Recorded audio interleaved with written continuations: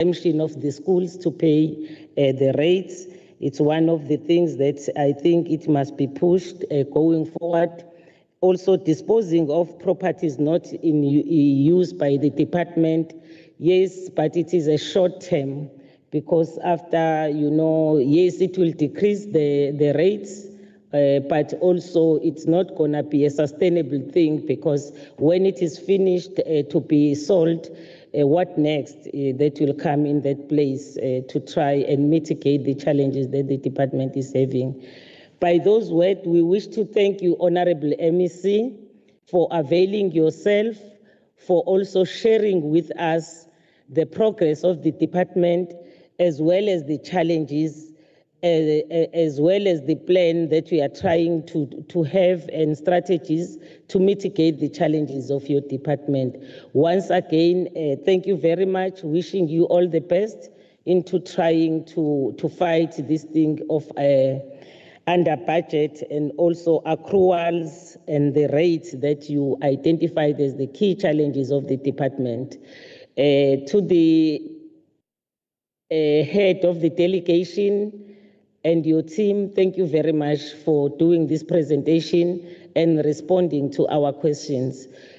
We can say thank you very much.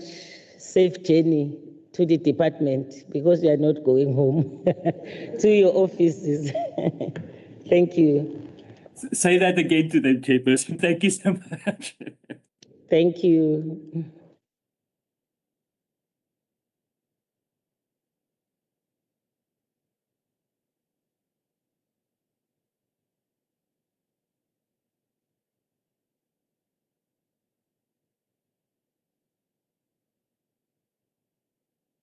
Honorable members, the next presentation for human settlement is supposed to start at 10:30, but because we're quick to finalize the first presentation, we are now finished. We have requested that the department must be phoned and request them maybe to be earlier than the time that was scheduled. It's because Honorable Dex did not ask the question. So now we finished early. Thank you, Honorable Dex. Chairperson. Thank you very much to honorable members of Public Works for availing yourself. Thank you. Yes. Colleagues will wait and then will indicate when the department is ready, the next department. We are sorry for that, but it's because you never asked so many questions. It was only one honorable member. Right?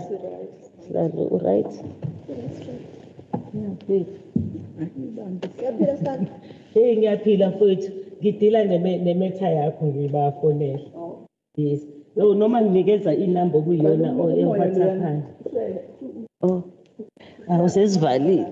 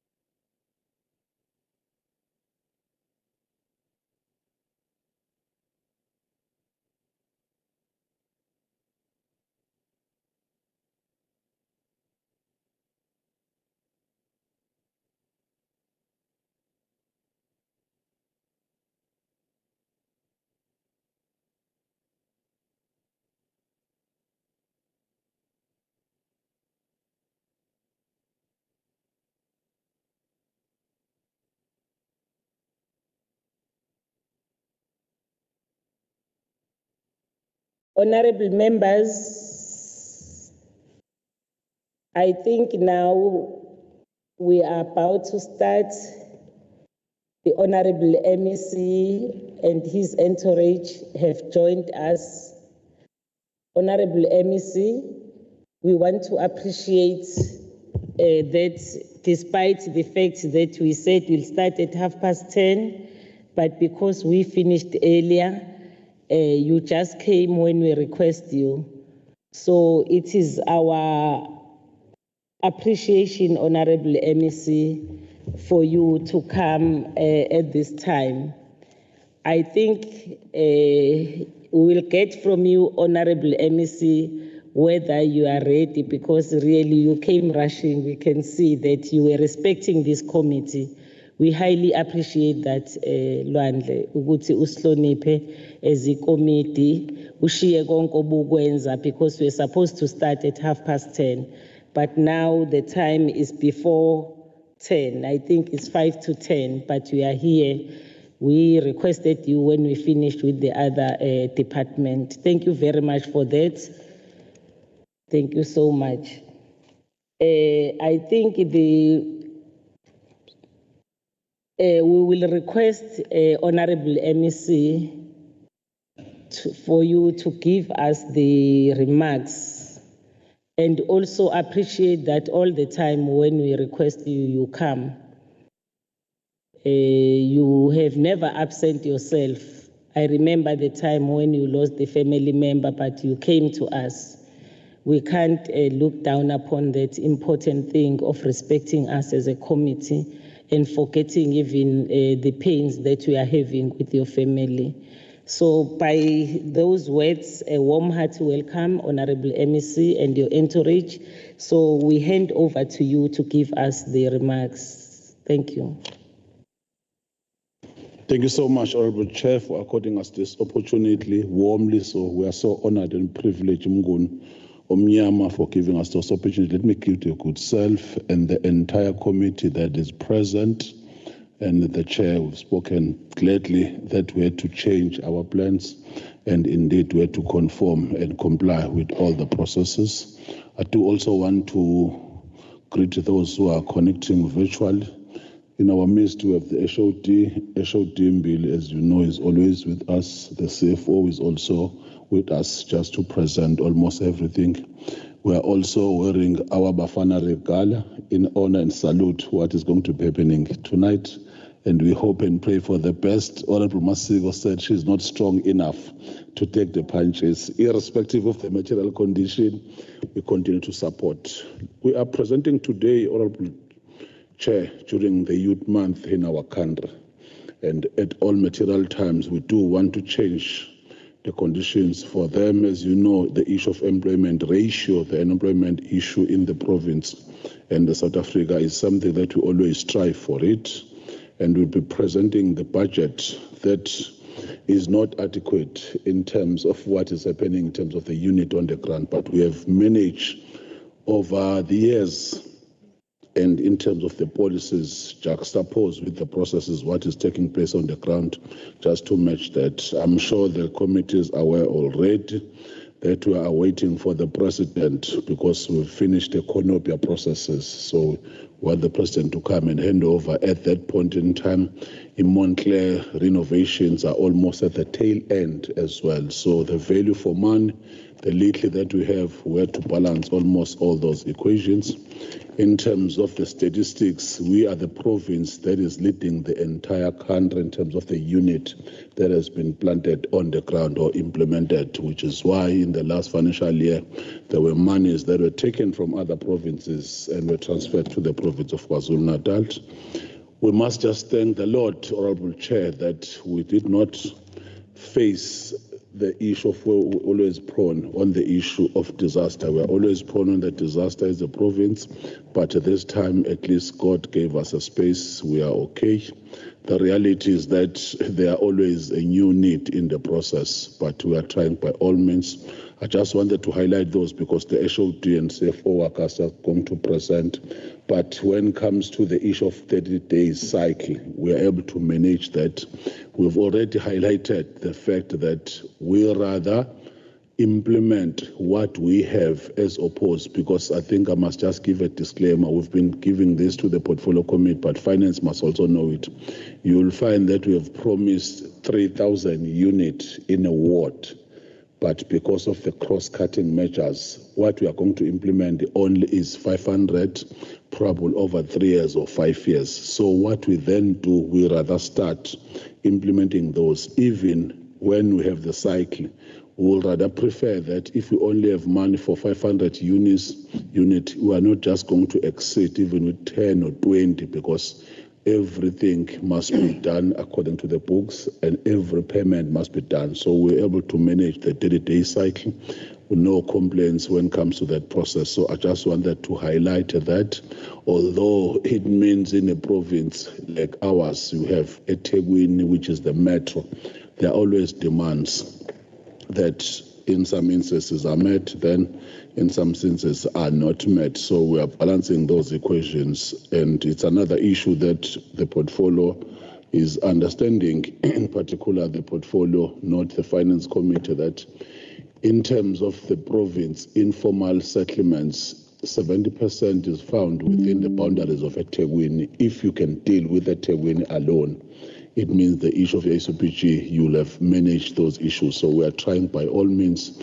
just to deal with those issues. So we are just going to present the budget with the APP accompanying. That is something that we are just going to do. And at this point in time, we are clinical in terms of meeting the targets, Honorable Chair, and we felt that we have done fairly well when it comes to the issues. Where we have not done well, we have also indicated those, because for us, even when we get unqualified audit at the end, those findings, we must manage that at the ground or on the ground. It's something that you could feel and touch it.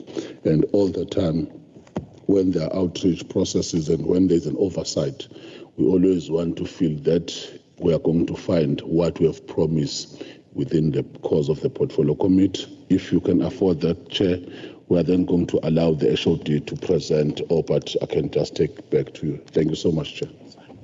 Thanks. Okay. Thanks, Honorable MEC, for those remarks indicating the achievement as well as the challenges that the department is facing. Let me hand over to the HOD, Mr. Billy. Thank you, Honorable Chairperson. Good morning to you, all honorable members of the Portfolio Committee, our honorable MEC colleagues who are part of this meeting. Honorable Chairperson, thank you very much for this opportunity.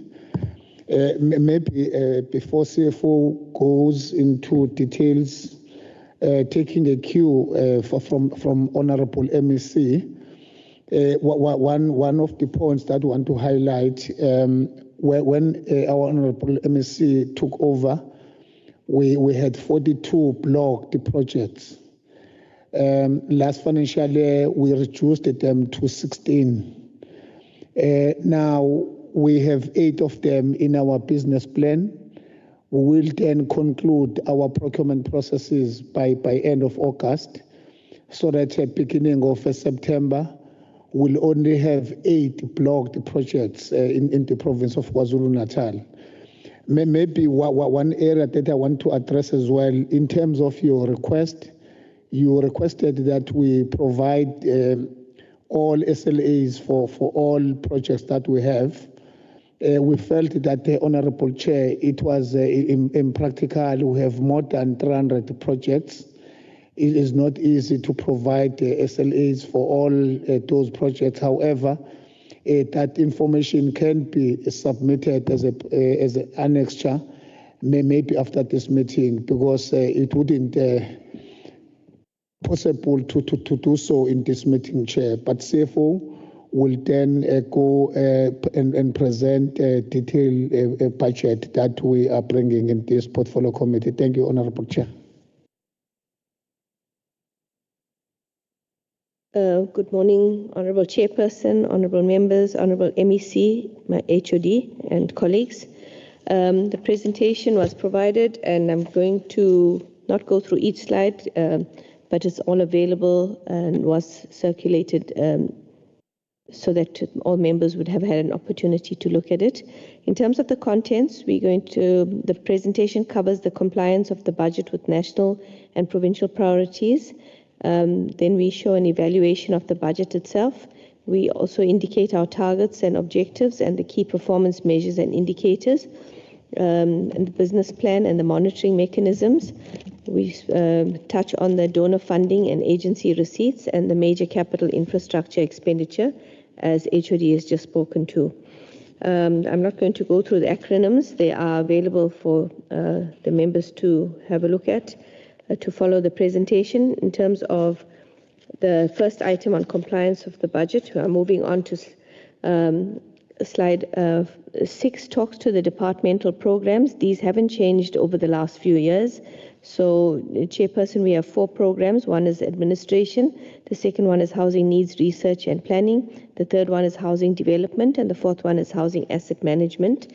Chairperson, I'm not going to go through each of those programs because they haven't changed over the last years. I'm going to go straight through to slide 11, which talks to the priority areas for the department in terms of our budgeting for the 24-29 MTDP period. The priority areas for this is the MTDP plan, and it is the guiding framework that the department uses to implement the priorities and programs to progressively achieve the objectives of government over the 5-year period. In response to the priorities of the 7th administration, the department has aligned the programs and interventions to 3 strategic priorities, namely strategic priority 1, inclusive growth and job creation; strategic priority 2, reduce poverty and tackle the high cost of living; and strategic priority 3, a capable, ethical and developmental state. The department is thus aligned to these strategic priorities as well as the sector priorities in accordance with its provincial competencies through the implementation of program interventions, which include, amongst others, improved living conditions through the implementation of the upgrading of informal settlements program. On slide 12, the implementation of human settlements programs such as the Residential Development Program, IRDP, the Rural Housing Program to support the provision of increased access to adequate housing, the implementation of the First Home Finance Program that offers a range of interventions to households in the affordable market, and then increased access to title deeds for households, and the implementation of Service Sites Program. For the 26-27 financial year, the planning initiatives are aligned to support the priorities of the 7th administration and are synchronized with the key strategic interventions of the 24-29 MTDP as well as the 2030 strategic plan. On slide 13 is the detail of each of the strategic priorities as well as what the 5-year departmental outcomes are, as well as what each of the provincial programs is. It's more detail in terms of what I've just mentioned, so I'm not going to go through that. The detail is provided. I'm now moving on to the second part of the presentation, which is evaluation of the budget. And on slide 15, we're talking to the allocation over the MTEF period, 26-27 year. The allocations over the MTEF period on the baseline allocation was 3,265 billion in the 26-27 year, then 3,374 and 3,478 billion in the outer years. That is made up of the Human Settlements Development Grant of 2,434 billion, 2,539 and 2,624 billion. The Informal Settlements Upgrading Partnership Grant was 353, 360 and 365 million. The allocation of the EPWP is for 26-27 at this point of 2,168 million. The total conditional grant is 2,790, 2,899, 2,990 billion. The conditional grant, the provincial allocation on the equitable share is 475.3 million, and then 475.2 million, and 488.584 million. Totaling the total MTEF allocation as mentioned at the beginning of the slide.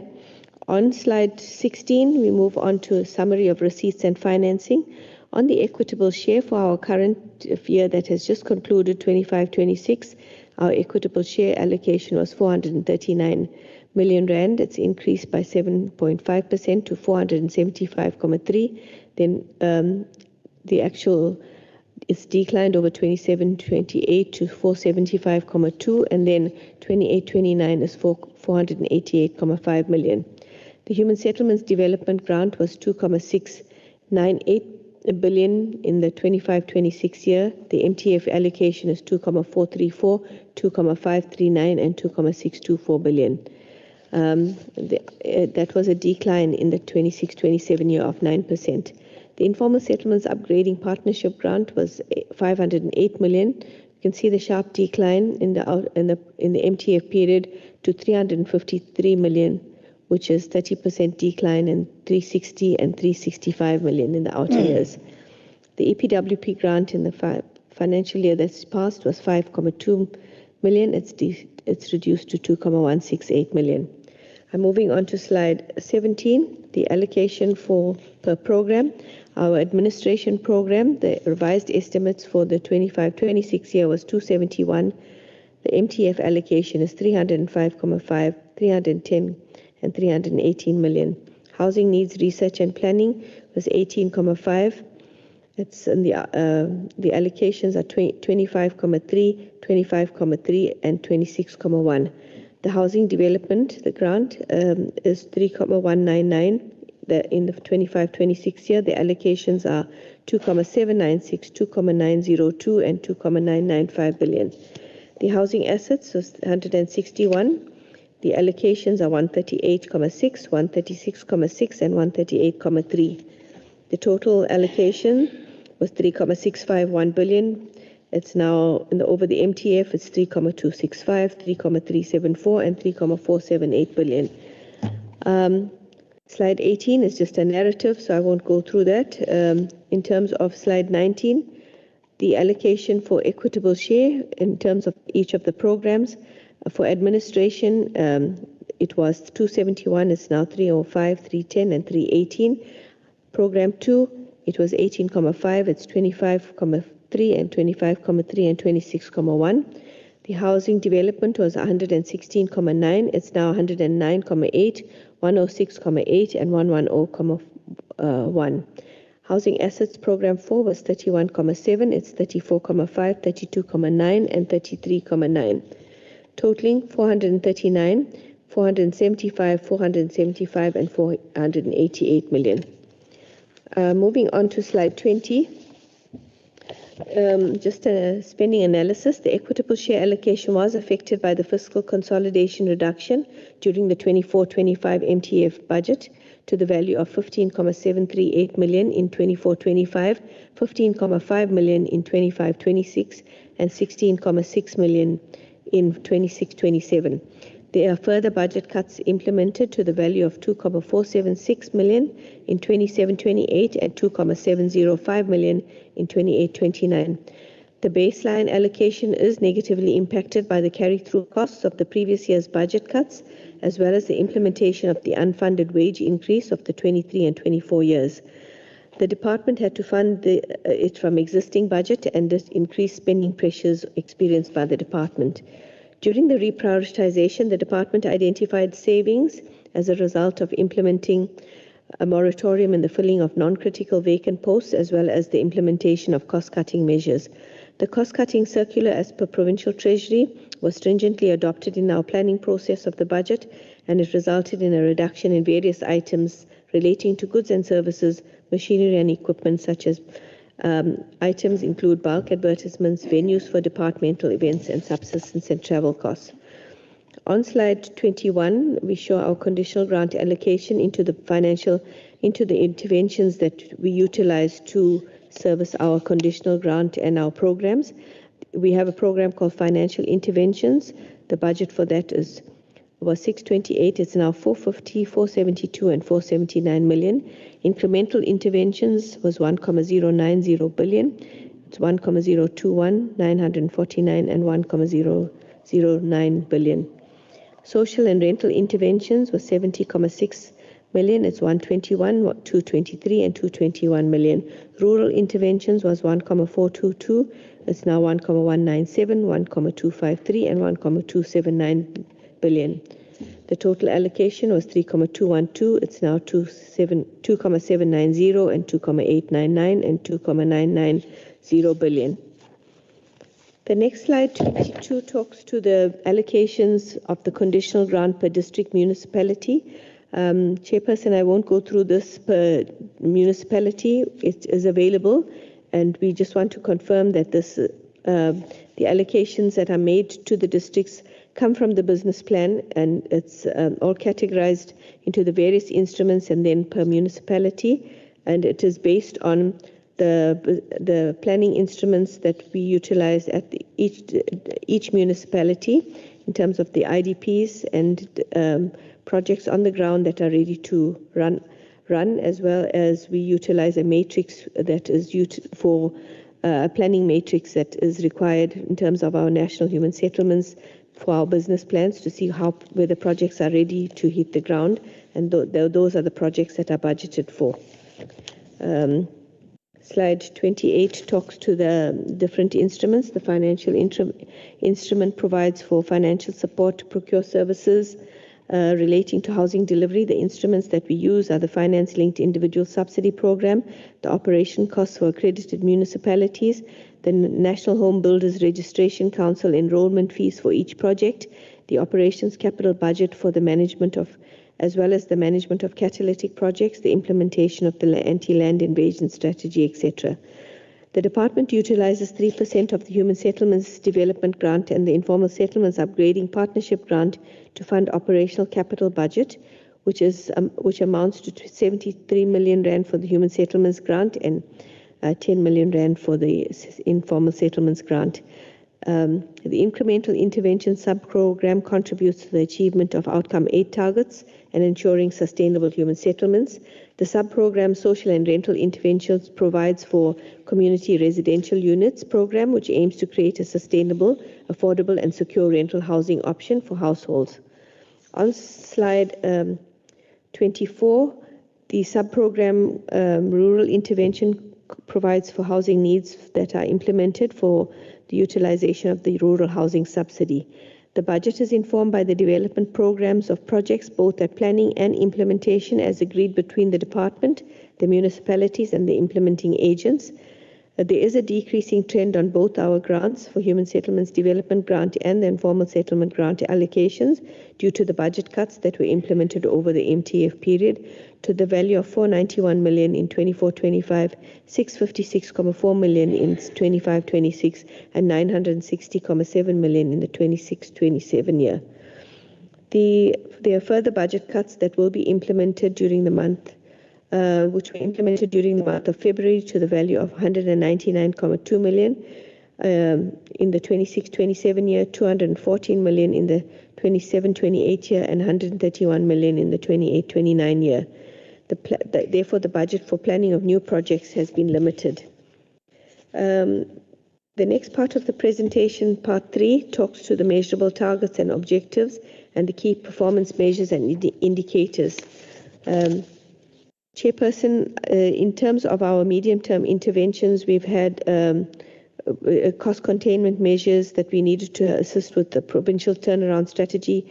We've implemented the realignment and approved organizational structure, service delivery innovation and improvement measures in line with the operations management framework, implementation of the 25-30 human resource plan, review of the IT strategy to align and support the core business strategies, support for the provincial digital transformation strategy priorities, implementation of the organizational functionality self-assessment program, the KZN Provincial Human Resource Turnaround Strategy and Implementation Plan, continuing implementation of the skills development initiatives, interventions to support the national framework towards the professionalization of the public sector, implementation of the risk assessment and mitigating strategy, the audit improvement plan, and the strengthening of the IGR.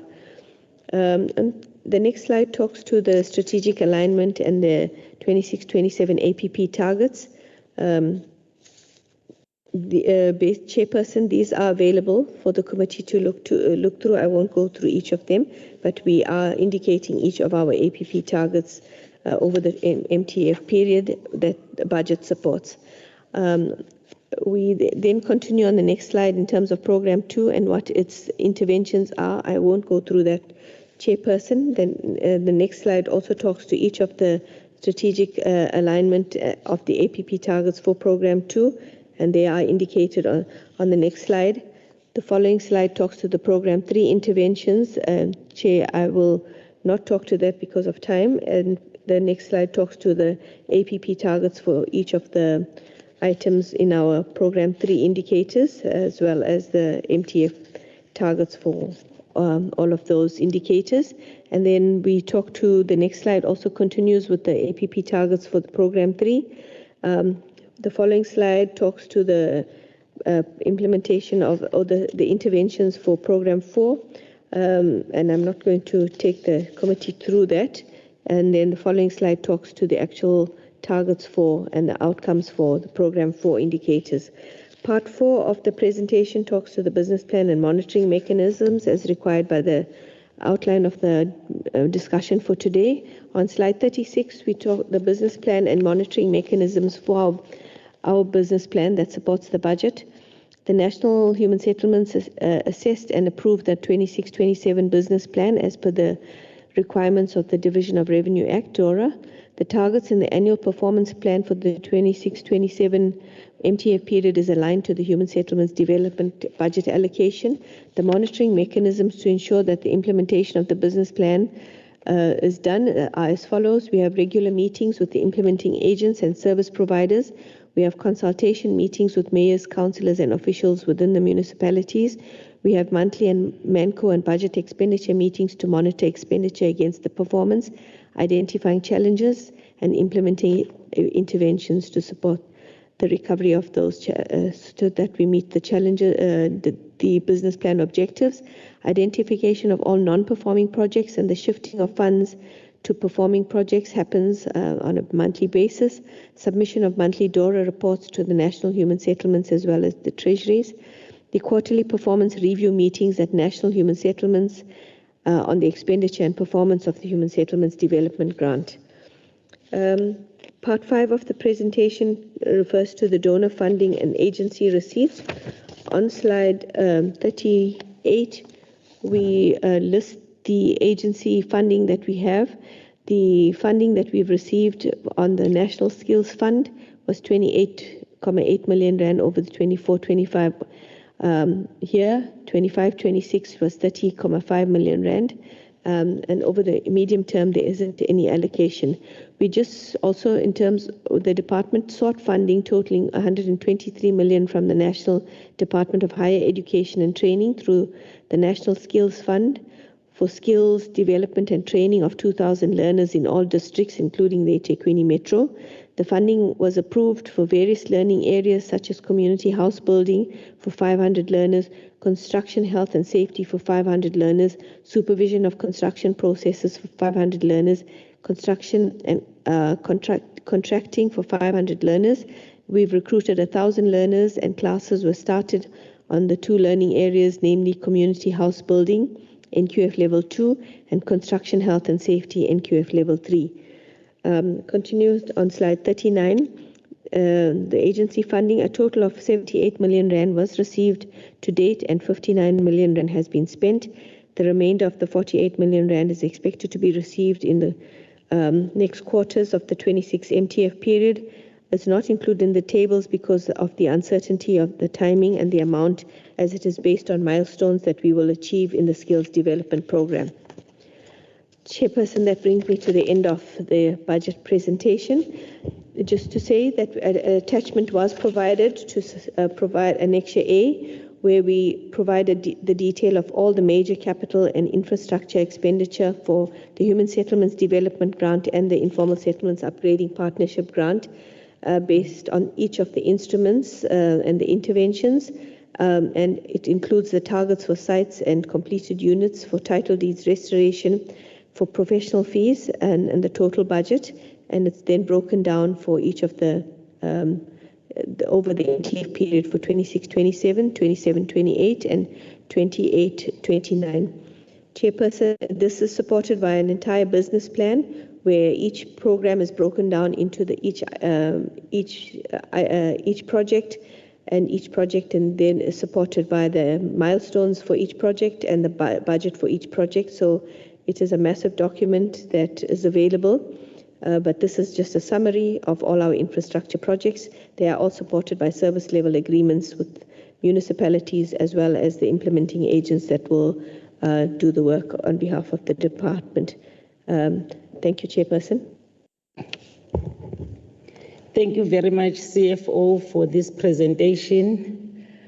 I think it also talks to what Honorable MEC raised in the beginning in regard to the reduction of the budget of the department, and also even on the committed projects that are being scaled down because of these challenges of the reduction of the budget. Can I therefore now give the opportunity to honorable members if there are any questions of clarity, comment or recommendation that they can make to the department on the challenges that the department is facing and the achievement of the department. We really appreciate, Honorable MEC, to hear that we are the first in the whole country in regard to providing shelters to our communities. And we have seen you up and down, opening with the key. We saw you in those projects, and also the one that you are mentioning, the Montclair renovations that you are also focused at. We really appreciate that you want to change the lives of our people for the better. But let's hear from our honorable members, if any question. Mzugulu Gasem, that is one. Honorable de Klerk will be the second. At the moment, these are the two honorable members that would want to input on the presentation for the department. Honorable Sene.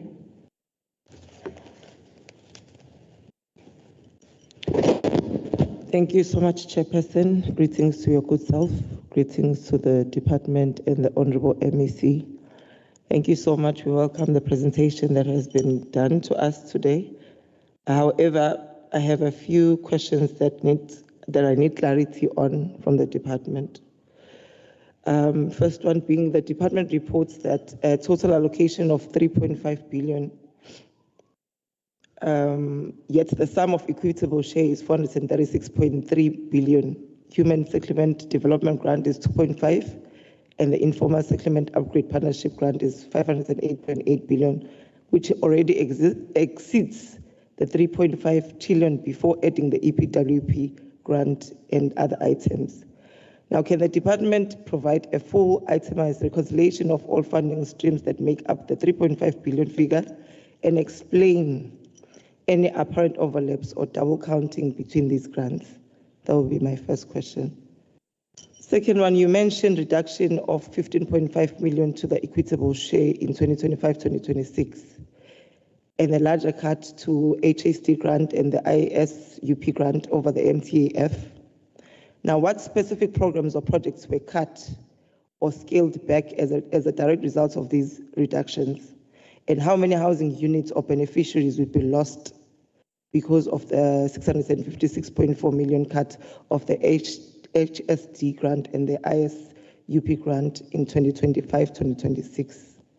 Being my second question.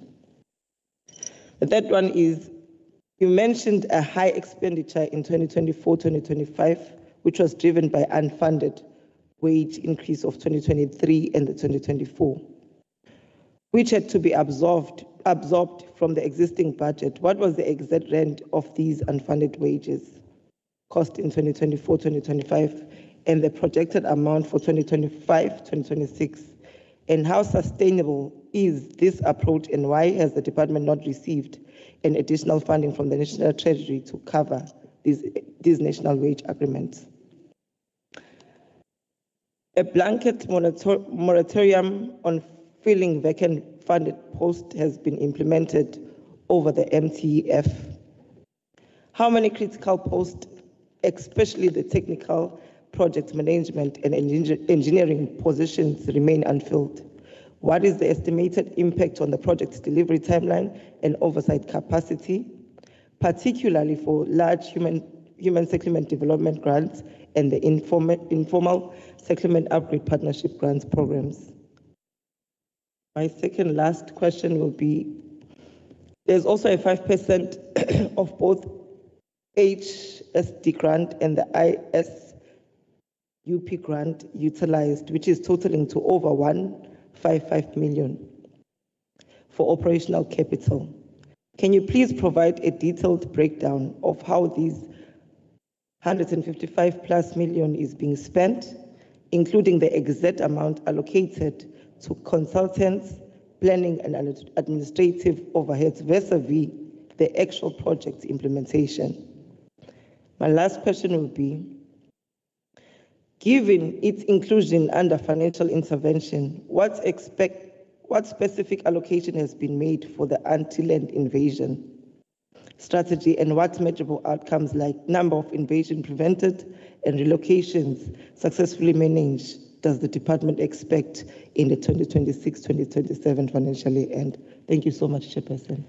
Thank you, Honorable Seme. Let us give to the department to respond to these questions for Honorable Seme. Over to you, HOD. Thank you, Honorable Chairperson.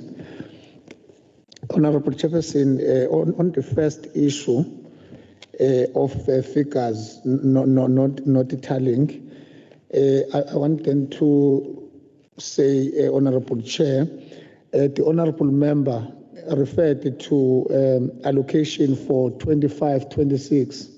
For example, ISUP grant for 25-26 was 508 million, yet it is 357 million now. So she was reading from the previous year in terms of a tallying of the numbers.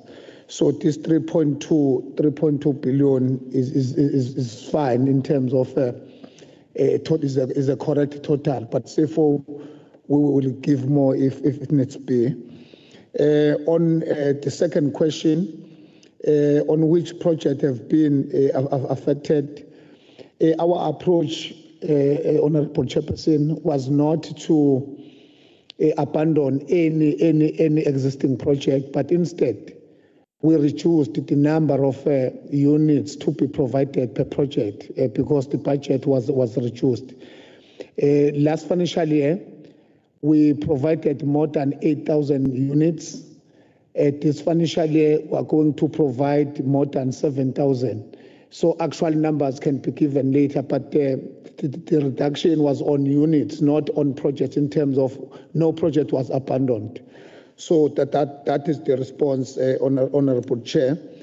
On filling of positions, we must say, while we were implementing that moratorium, as a department, we were also developing our organizational structure realignment, which was approved by Honorable Minister on the 20th of February this year. Then Honorable MEC signed off that structure with effect from 9th of March 2026.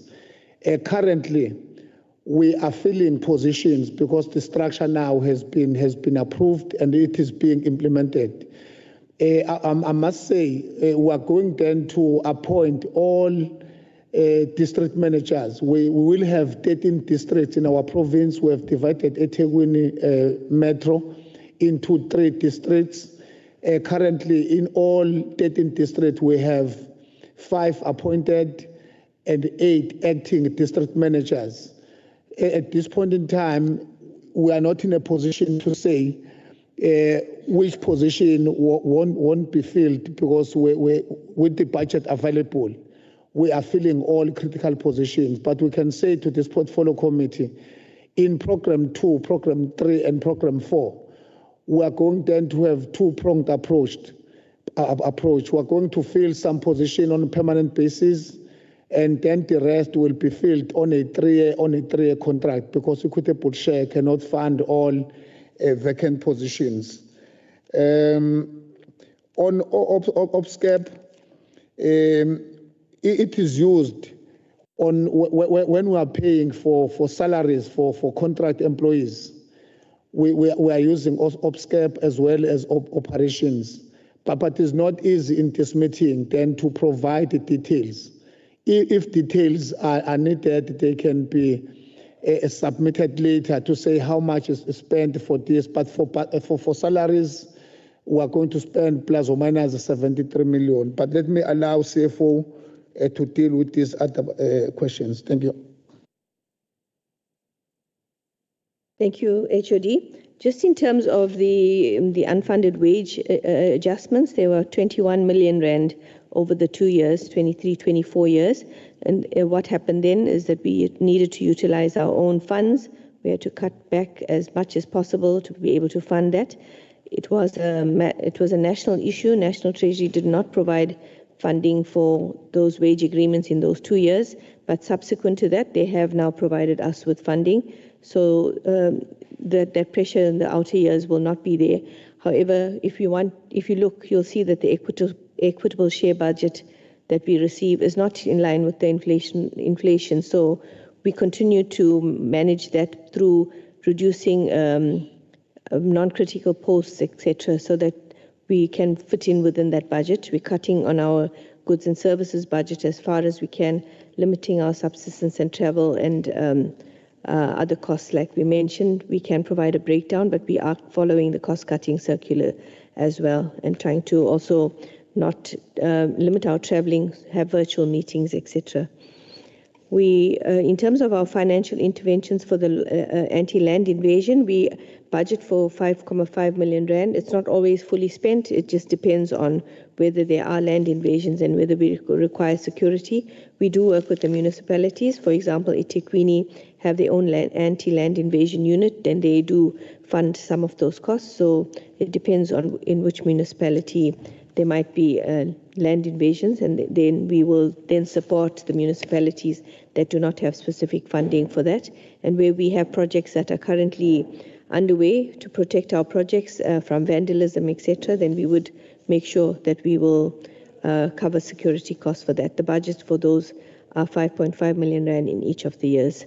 I think HOD has covered the other costs, but if more detail is required on actual expenditure of breakdowns for the OPSCAP funding, we can provide that after the meeting.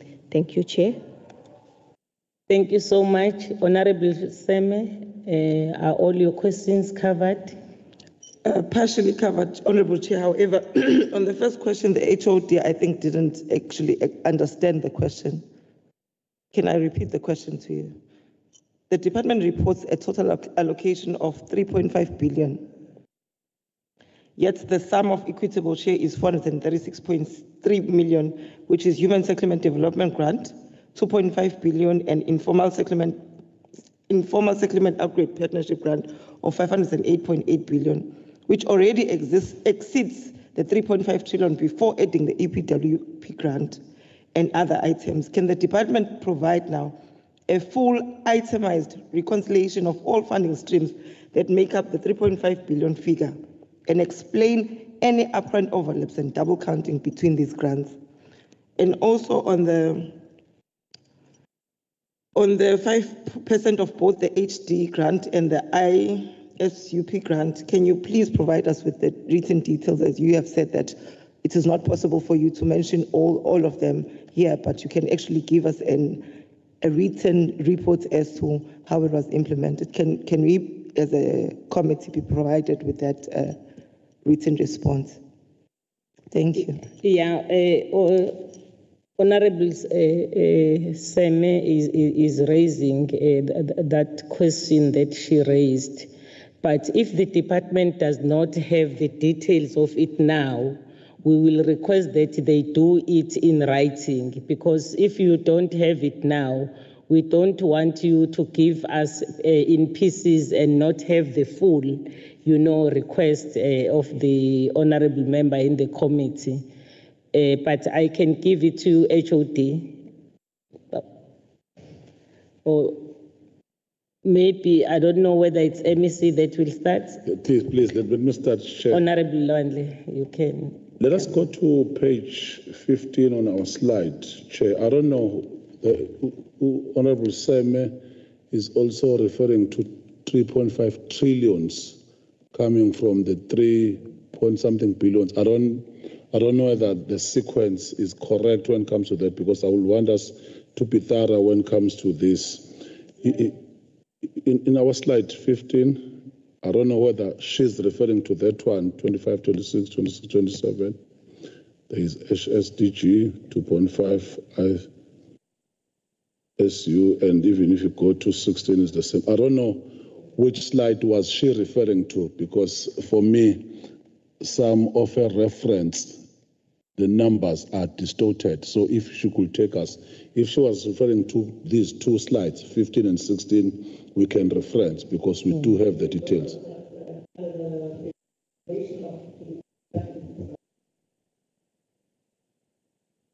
Which one, 15 or 16?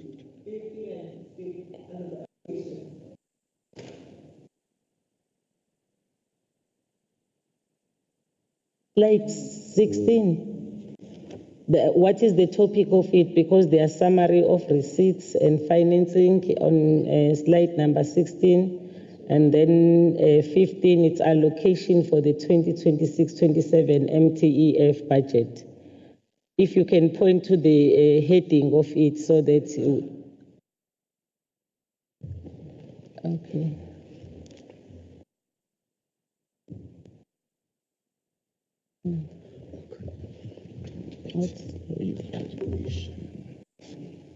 What slide is that?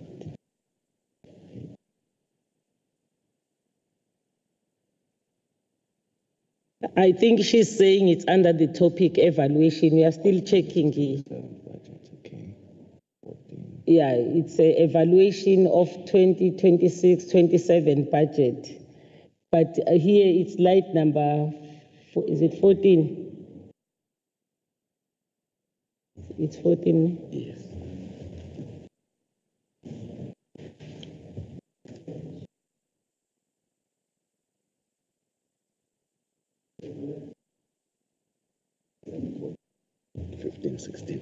Oh, it's 14, 15, 16, according to her, Honorable MEC.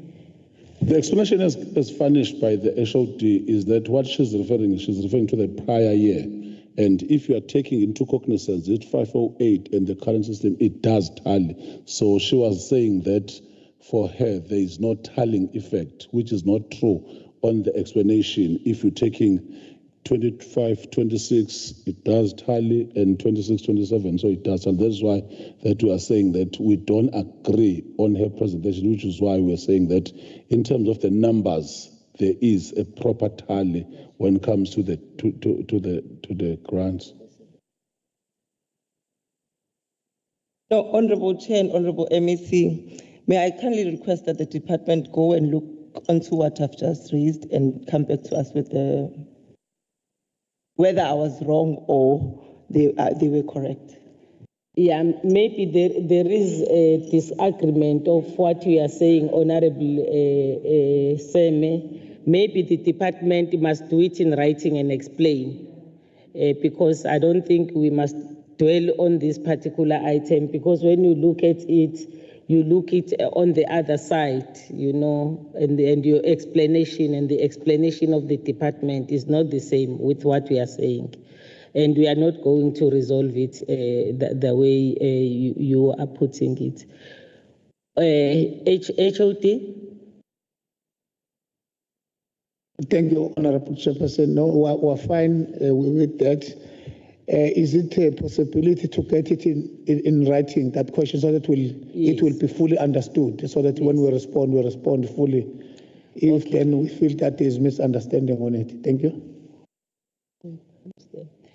Yeah, I think we'll submit to you in writing when we have discussed it with Honorable Seme. She will write it to us here, and then the coordinator of the committee will be doing it in writing. You know, the question. No, thank you very much, Honorable MEC and HOD.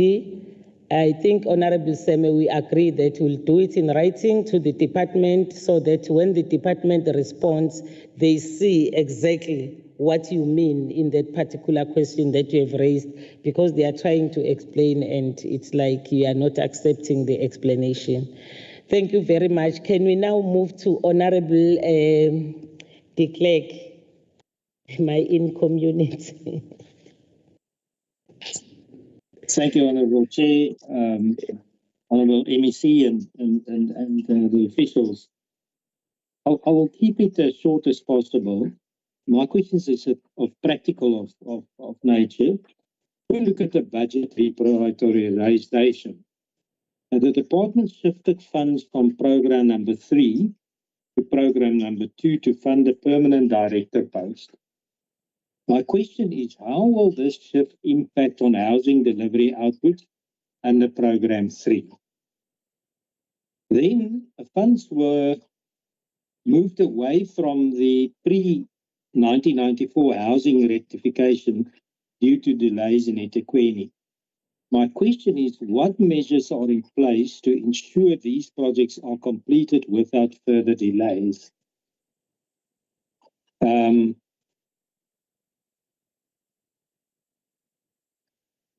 And then in program number 4, which focuses on maintenance and rectification, what is the current backlog of pre-1994 housing units requiring rectification? I think that is my questions, Chair. That is the question, that the shifting of funds and how it does impact in the service delivery of the housing. Over to you, Honorable, HOD.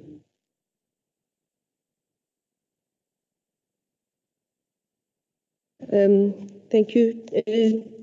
Through your chairperson, in terms of program moving budget from our equitable share to fund a post in program 2, program 2 is our planning unit, and basically the director post in the planning unit is a critical post. It was a contract post, so we're just rationalizing and making that a permanent post, because we will need that going forward. It is the core function in terms of our project pipeline.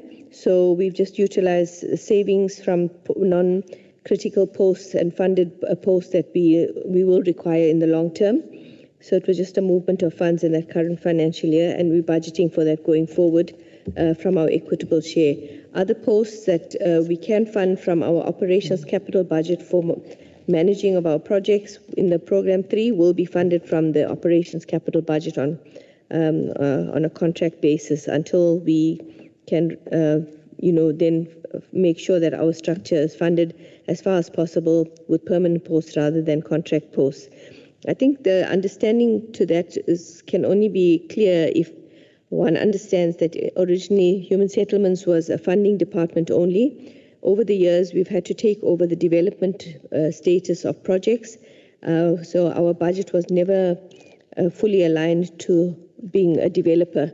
So what we've done over the years is try to manage the limited budget and make sure that we are able to take the developer status as well. And so that's how we've rationalized some of our positions, and now we're trying to make some of them permanent because they were never part of the structure originally. And we've done a restructuring exercise, as HOD mentioned earlier. I think with the maintenance backlog, the numbers, we support the eThekwini municipality mainly on the rectification. They do the rectification of some of our social and rental housing units, and we then reimburse them when we can. We have an agreement with them, so we do not fund that completely. It's just partially funded by eThekwini. I think HOD may have to add to that. Thank you. Thank you, Honourable Chair. On the completion of projects without a delay, Honourable MSc presented that as a department, we have taken a decision that we no longer implement new projects.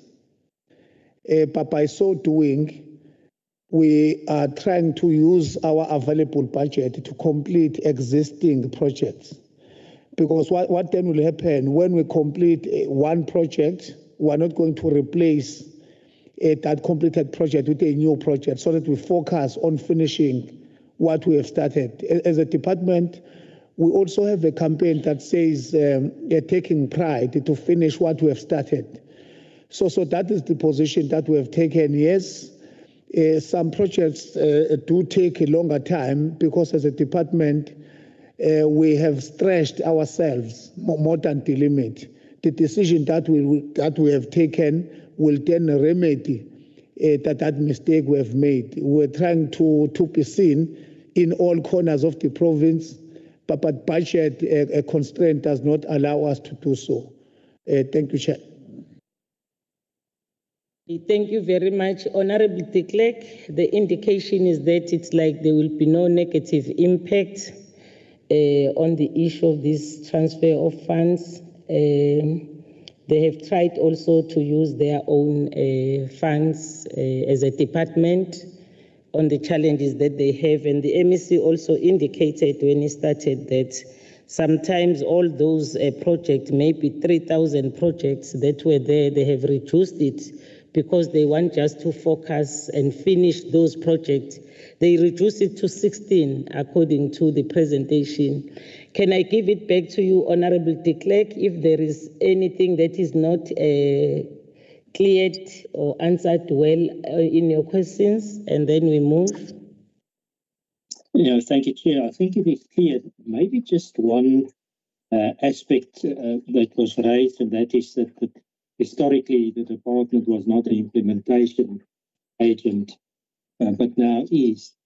Does the department have a municipality by municipality performance dashboard where it can check that these municipalities is doing what they're supposed to do?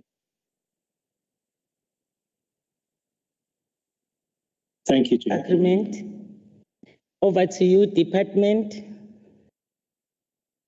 Thank you, Honorable Chairperson. Firstly, in terms of the legislation, in the human settlements ecosystem, local municipality is responsible for access roads, planning, and electricity. District municipalities are responsible for water and sanitation. Ours is twofold. One is coordination, because we need to coordinate other departments. Secondly is to build a house, is to build a shelter. We must then agree that as a department, we previously lacked in terms of that coordination, where we'll start a project. At the time of completion, we find that what was given by the district on the availability of bulk infrastructure was not true or was not adequate.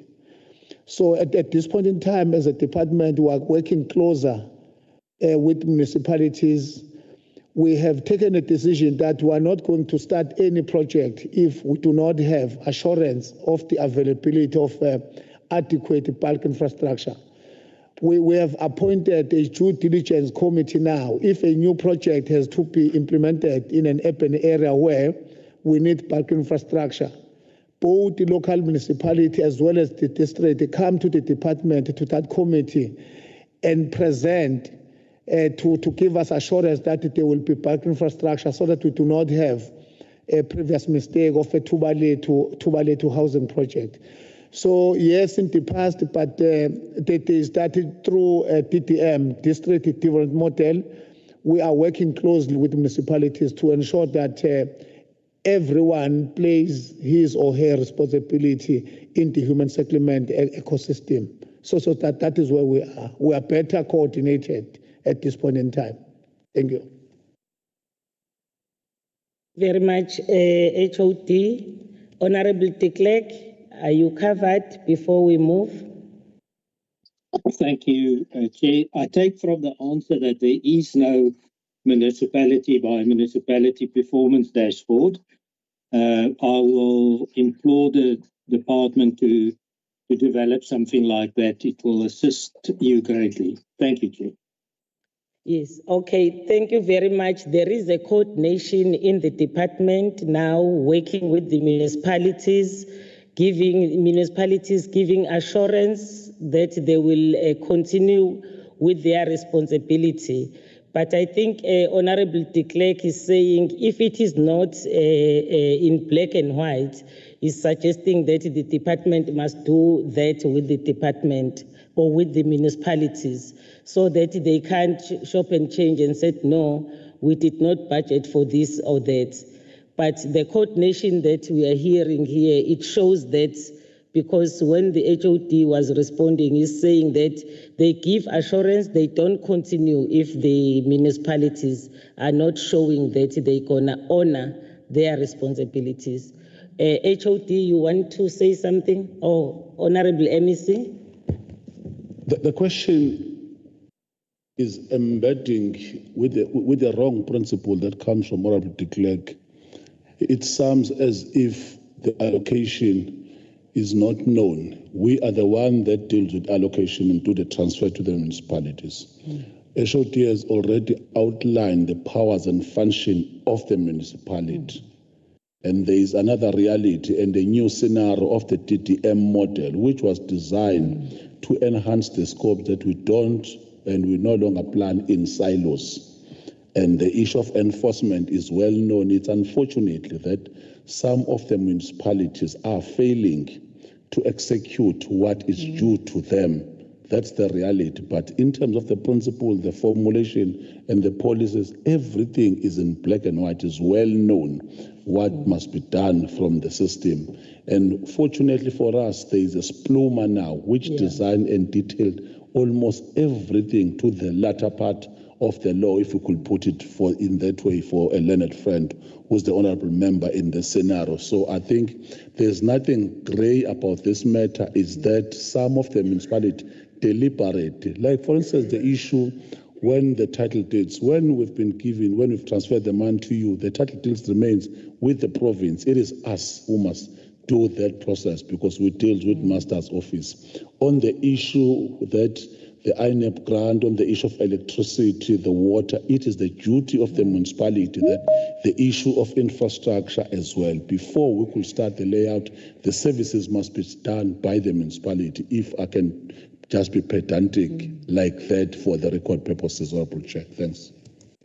No, thank you very much, Honorable MEC. I think now we have finalized the contribution questions by honorable members in this human settlement vote number 8. So, Honorable MEC, maybe before I close, we will give you an opportunity if you've got any comments that you want to make in the committee before I closed in this particular vote, because we'll be coming back on vote number 12. Thank you. Thank you so much. The other vote is also ready, waiting outside. I've checked them to stop everything. No, we want to thank you even for ensuring in this smooth operation. We are duty bound to account at all times, which is why even the documents, whenever there are things that are follow up in a manner, we must just go to comply with that process. Other than that, I think we have worked well in terms of complying with what is the finance looking for. And we hope that whatever is still outstanding is something that we are going to be granted an opportunity like what Honorable Seme was looking for. And I've already highlighted to the team that probably we might have submitted 2 different scenarios, because if she's looking for another details that we have financial details, it's the thing that we must do. Other than that, we do want to thank the opportunity so that we are dealing with the public purse and we are accountable to the committee, even on the issue of oversight model. Thank you so much, Chair. Thank you very much, Honorable MEC. This marks the end of our meeting. Thank you very much, Department, for coming, and Honorable MEC and Honorable members for your questions that assist us to strengthen our oversight to the departments. Thank you very much. We can release the HOD and the CFO, but we want MEC to stay with us. We adopt MEC to stay with us because this is a first line of oversight from the MEC to his own department. Thank you very much. The meeting stands adjourned and we reconvene for vote number 12. Thank you, HOD.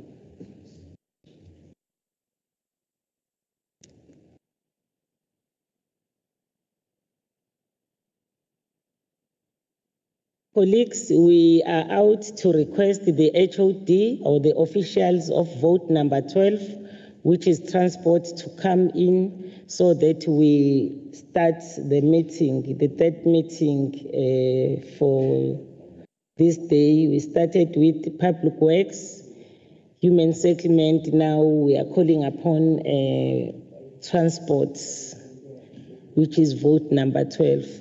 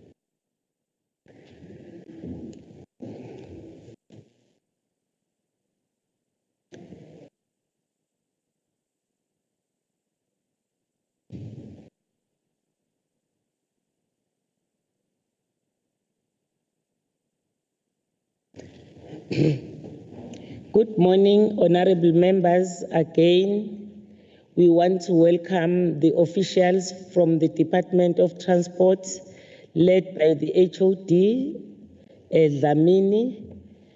We appreciate that ourselves as a committee, together with the MEC, we are welcoming you because the MEC is part of us. We have co-opted him to be on our side. Thank you very much for your presence. Colleagues, I think we have to take it back to the MEC to do the remarks for Department of Transport, which is vote number 12. Over to you, sir. Thank you so much, Mnguni, once for coming again, for affording us this opportunity. Let me greet your good self, the members of the Portfolio Committee, even those who are joining us in virtual platforms. Let us also greet the HOD and his collective that are here in ensuring that we are dealing with the matters. We do have the CFO, we do have DDGs, another DDG is just coming in. Is Ababunkosi, we're told 12 o'clock, Ngoni, and we've just told the team just to come right now. Dombela deals with the policy, and we've got infrastructure and PRE section that is here. We'll furnish almost all the details to the latter in ensuring that we comply with the checklist. Even the capital projects are being furnished as part of the addendum so that you are able to check all the processes. We also furnish the annexure which deals with the issue of PWP grant, the equitable share, the PRMG, so that we are at 34,500 kilometers in the province of KwaZulu-Natal, both the TAD and the gravel roads. We are also designed by nature to build vehicular bridges and well-seasoned bridges. We have developed a strategy and a synergy of ensuring that we crisscross the entire district and update them what is going to happen this financial year, what is going to happen in the next financial year, and all those things. But there are outstanding projects that have been halted for different reasons. In some instances, you'll find that the project was allocated probably 20 years ago, and it was stopped, and we are also deliberating on such matters. As you know, that we've inherited that process of ensuring that we deal with those issues. We try by all means with the little what we have in the coffers just to balance all those good equations. I'm sure you know that recently, because the portfolio committee was taken into confidence, we do have to take into confidence the finance portfolio as well, that we have just run a seamless system of ensuring that all the outstanding invoices are being paid.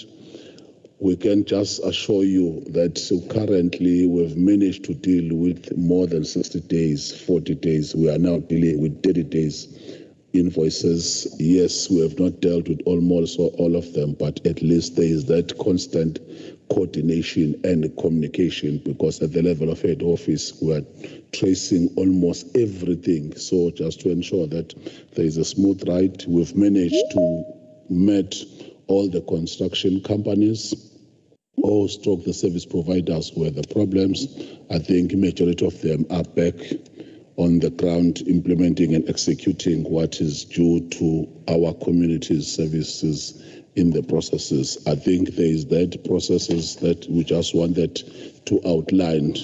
We are fortunate enough in the province of KwaZulu-Natal that we do have that understanding with the services or the service providers and the municipalities, because we assembled a team. There are issues that are still outstanding. Before I conclude, Honorable Chair, that we are still meeting with Amakosi and other sectors on the issue of borrow pits, on the issue of those who are doing something within the road reserve, because we still face those processes. We find that in terms of the pegs and the survey, this is still a road reserve, but people have already built, in some instances, informal settlements. Those are the issues that we are still talking with Amakosi, so that we don't have a problem even in the near future when the funds are available, that we no longer have the processes of building a proper road, because in terms of the survey, the allocation of the road is there. So I just wanted to highlight that, and we are going to afford the HOD just to browse through on the key features, because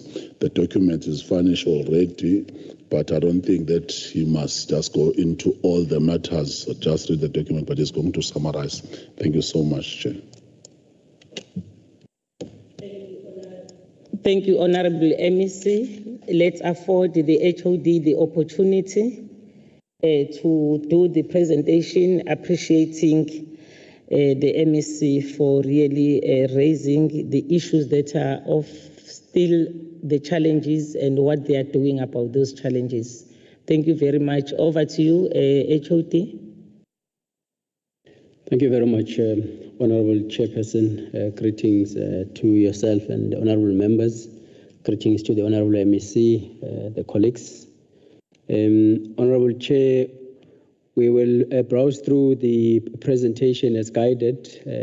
Suffice to just indicate that I'll start from page or slide number 3, dealing with the purpose that we would want to demonstrate our alignment of this budget to the strategic plan and to some of the planning frameworks of government, as it were.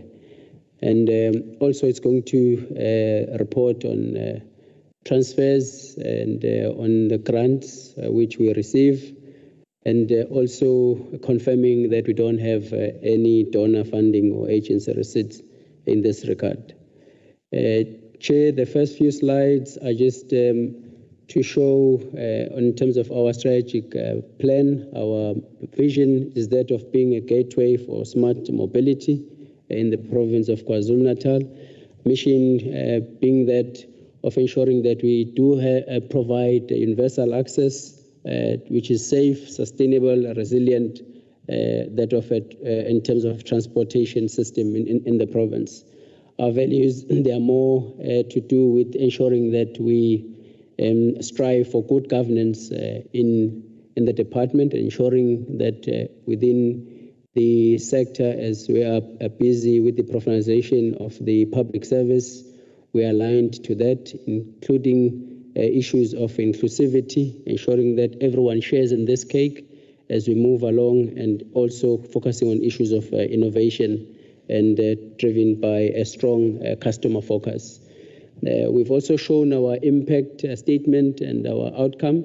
Impact statement, which is a safe, resilient, multimodal transport system, and ensuring that whatever we do, Honourable Chair, is that which serves the people in terms of their movement and movement of goods, and our outcome being that of a capable, professional department and efficient and an effective transport system is set up. We've also, in the next few slides, we are showing alignment in terms of the government priorities.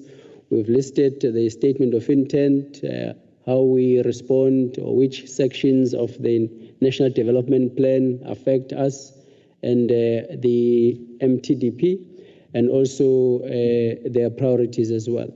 In the next slide, we've shown that alignment. In fact, in the next 3 slides, we are just showing that alignment, Chair, in terms of what we have put ourselves as targets or to achieve, especially when it comes to promoting economic employment, which is an NDP plan.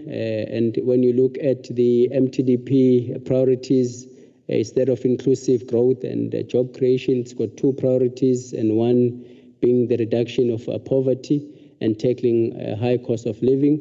We've also shown that in terms of KZN, there are priorities linked to this. We've then aligned our impact statement and our outcome to that, and also given our strategic outcome indicators to each of these. And we've done that for all the MTDP and key priorities, Chair. We've also, on slide 9, indicated the budget process, including the planning process in terms of the targets, how we're aligned with that. Chair, in slide 10, we're now starting to show our budget as a department to finance our program. We are going to be running a budget of about 13.9 billion, Chair, largely constituted by 9.2 billion of that being equitable share, and about 4.6 billion from the conditional grants. Our conditional grants are composed of the PRMG, which is the Provincial Roads Maintenance Grant, at about 3 billion, and the Public Transport Operations Grant, PTOC, which is about 1.5 billion, and then EPWP incentive grant, which we receive. What is important to observe and note with this slide, Chair, is that our budget is not necessarily growing at the pace at which we would want to develop or do infrastructure development. It's quite a marginal increase of about less than, or about 4% or so, which is in line with the CPI, but not necessarily allowing us to do any new work. We are also observing through this budget, Chair, that our conditional grants, especially the PRMG, there's going to be a significant reduction over the MTEF, starting at 3.09 billion in the current financial year, and in the subsequent years going to 2.5 billion. So there's going to be a significant reduction in the next financial year, and the outer year 2028-29 will be at 2.6 billion, which is way below even the current financial year's budget, Chair. I think I've talked to the slide 11 in summary. When you get to our performance over the next 5 years in terms of strategic plan, we've put ourselves specific targets.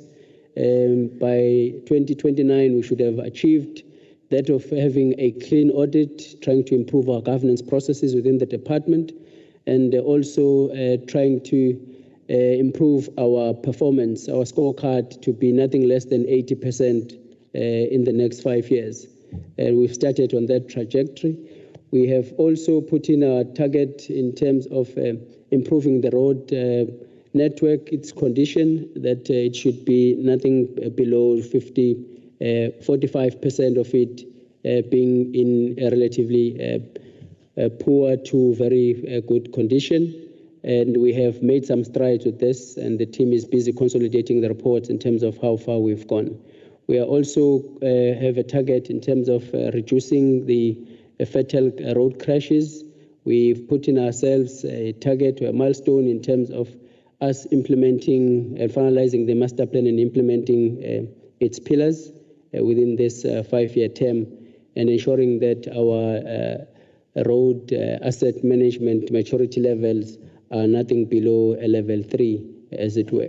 We've then in the following slides broken down our APP in terms of the different programs, starting with program 1, which is administration, which especially deals with strategic and financial and corporate governance of the department.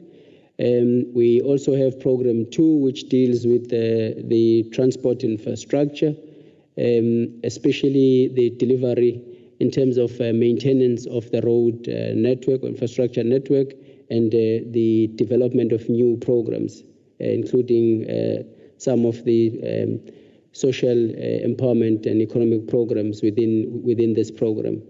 Then the program 3 deals with the transport operations, and this is largely where we deal with issues of integrating our land transport services and ensuring that we regulate and plan some of those programs within the transport operation, especially dealing with issuing of operating licenses as well.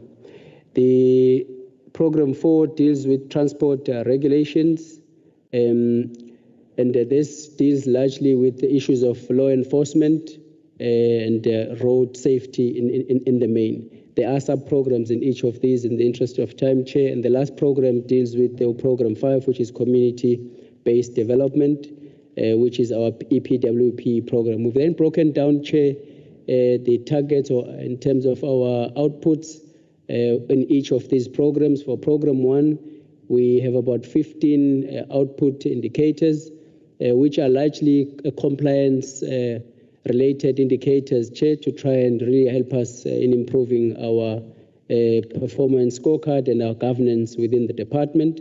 But there are also other indicators we've put in which will ensure that we at least deal with issues of transformation in terms of the migration from manual processes to digitally informed interventions, and there's a digital transformation strategy that we need to implement. Also ensuring that we do training of supply chain and all financial officials in terms of improving our financial controls moving forward, Chair. We have also put in targets that will speak to the payments within 30 days. That shows on slide 23. And this is just to try and put on the emphasis from what the Honorable MEC was saying, that as much as we're having some challenges in terms of our cash flow, but we're still committed to ensuring that we comply with legislation, and we've put in processes in place, as the MEC had indicated, to try and mitigate our current challenges. But we have this as a target within program 1. We've also showed, Honorable Chair, the amount of money or monies to be invested in this program, starting at 1.12 billion in the current financial year, and not necessarily increasing much, owing to this, especially supporting as the support structure to or function to the core business of the department. Hence, you would not see much movement in terms of allocations.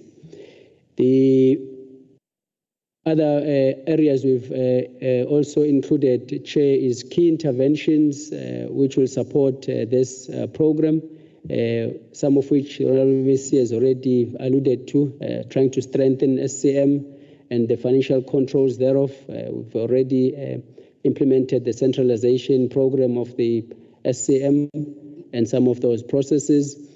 Also trying to ensure that we fill all critical and vacant positions, especially at the senior management level, as it were. There were those that were identified in terms of the last audit process, and we've made quite significant improvement in trying to fill some of those positions, Chair.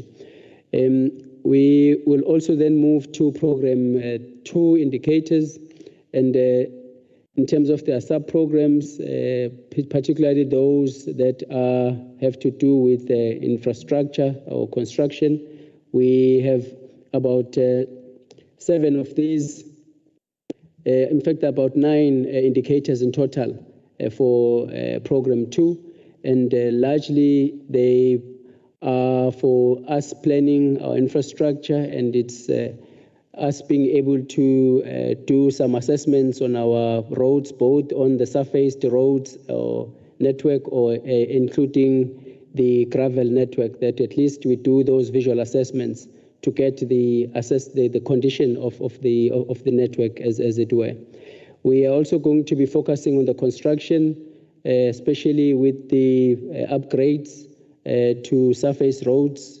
We have a target there that we've put in of about 75 in the current financial year, and you'll probably see, Chair, it's not necessarily increasing. Even in the outer years, there is a reduction. It's all owing to the fact that there will be cuts that we're going to be experiencing in the next 2 or so years, and our budget is not growing. Hence, even our outputs are going to be impacted. On bridges, we will be focusing on vehicular bridges with less emphasis on pedestrian bridges. In the current year, only having 1, and in the outer years with no pedestrian bridge. So our focus will really be on ensuring that there are vehicular bridges that are constructed, especially to try and deal with the problem of lower level structures in the process.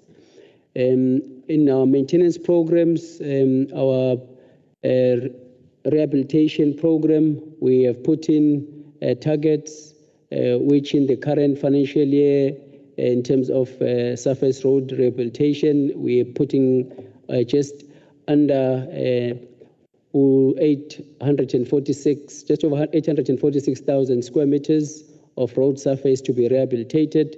You will appreciate that this figure almost doubles in the next financial year. It's owing to us wanting to implement a robust program in terms of internal or insourcing of some of these services. But it remains to be seen whether we'll be able to achieve as such, but we do have an appetite to start building up this program moving forward. And we'll also be focusing on resealing of some of the network, and we've put in a target there of about 87,500 in the current financial year, and it's also increasing as we move, and it's all owing to us trying to insource some of the services as it were. If we move to the transport infrastructure budget, you will appreciate, Chair, that this program constitutes or consumes just about the bulk of our budget, which is 13.9 million. They take about 9.2 billion out of that resource. And the bulk of it, you will probably note that it's not towards the support services. It's mainly towards maintenance and the construction of new infrastructure. Chair, you will note that in the first year, the construction and maintenance, they seem to be toe-to-toe in terms of the budget allocation at 4.2 and 4 billion respectively. But as we move to the outer year 27-28, we start appreciating an increased allocation in terms of our maintenance budget, which is at 4.1 billion versus 3.6 billion for construction.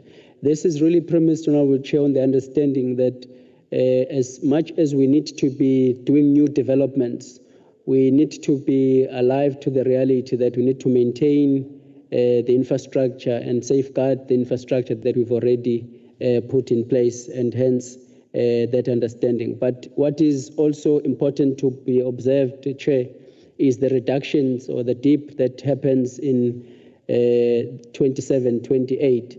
In the current financial year, we're sitting at 9.2 billion in the Next financial year, we'll be sitting at 8.7 billion for this program. And it's owing to the reductions that I had communicated earlier in terms of the grants moving forward. Chair, we've also put in slides that gives details in terms of the infrastructure estimates per category, which then gives members an indication of where these monies are going to be spent, especially on the existing infrastructure asset.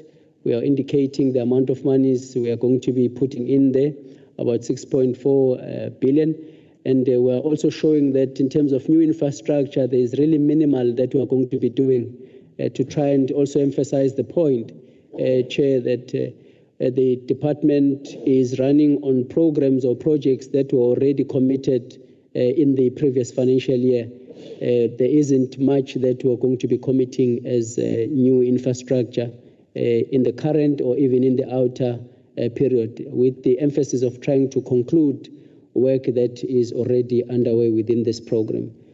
We've shown this work in the subsequent slides, I think slide 33 to 34, in terms of the geographic spread or the geographical locations and the work that will be happening, especially on construction, which is a head office program, but also are reflecting on what will be happening in the regions in terms of the maintenance programs and any additions in that regard. We've also indicated as such up to slide 34, Chair, including slide 35, where we are just showing the implementation of capital infrastructure projects, especially the new infrastructure, the rehabilitation program, and the upgrades that we are continuing with as well, to the total sum of about 2.8 billion in the current financial year, Chair.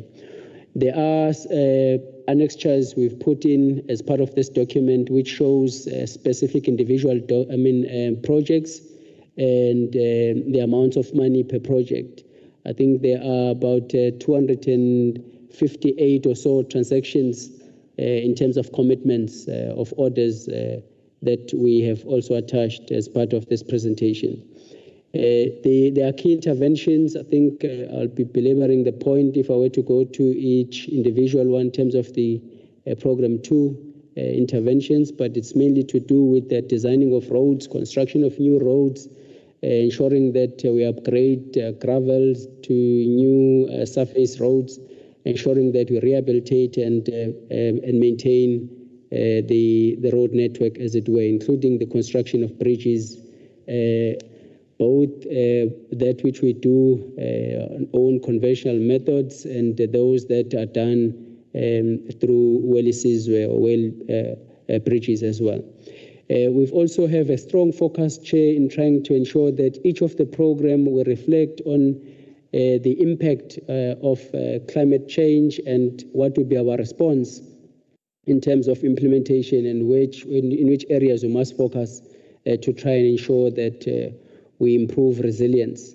This will be done through the design and the construction of these roads, that our focus will be on ensuring that they are flood resilient, and the bridges that we'll be constructing and designing those systems must be resilient to climate impacts as well. And this is across all programs, as it were. Then program 3, Honorable Chair, which is transport operations. The budget there would be about 2.1 billion in the current financial year, and growing slightly to about 2.3 and 2.5 in the 2.4 in the subsequent years, Chair. The bulk of this funding is made up of, or is constituted by conditional grants.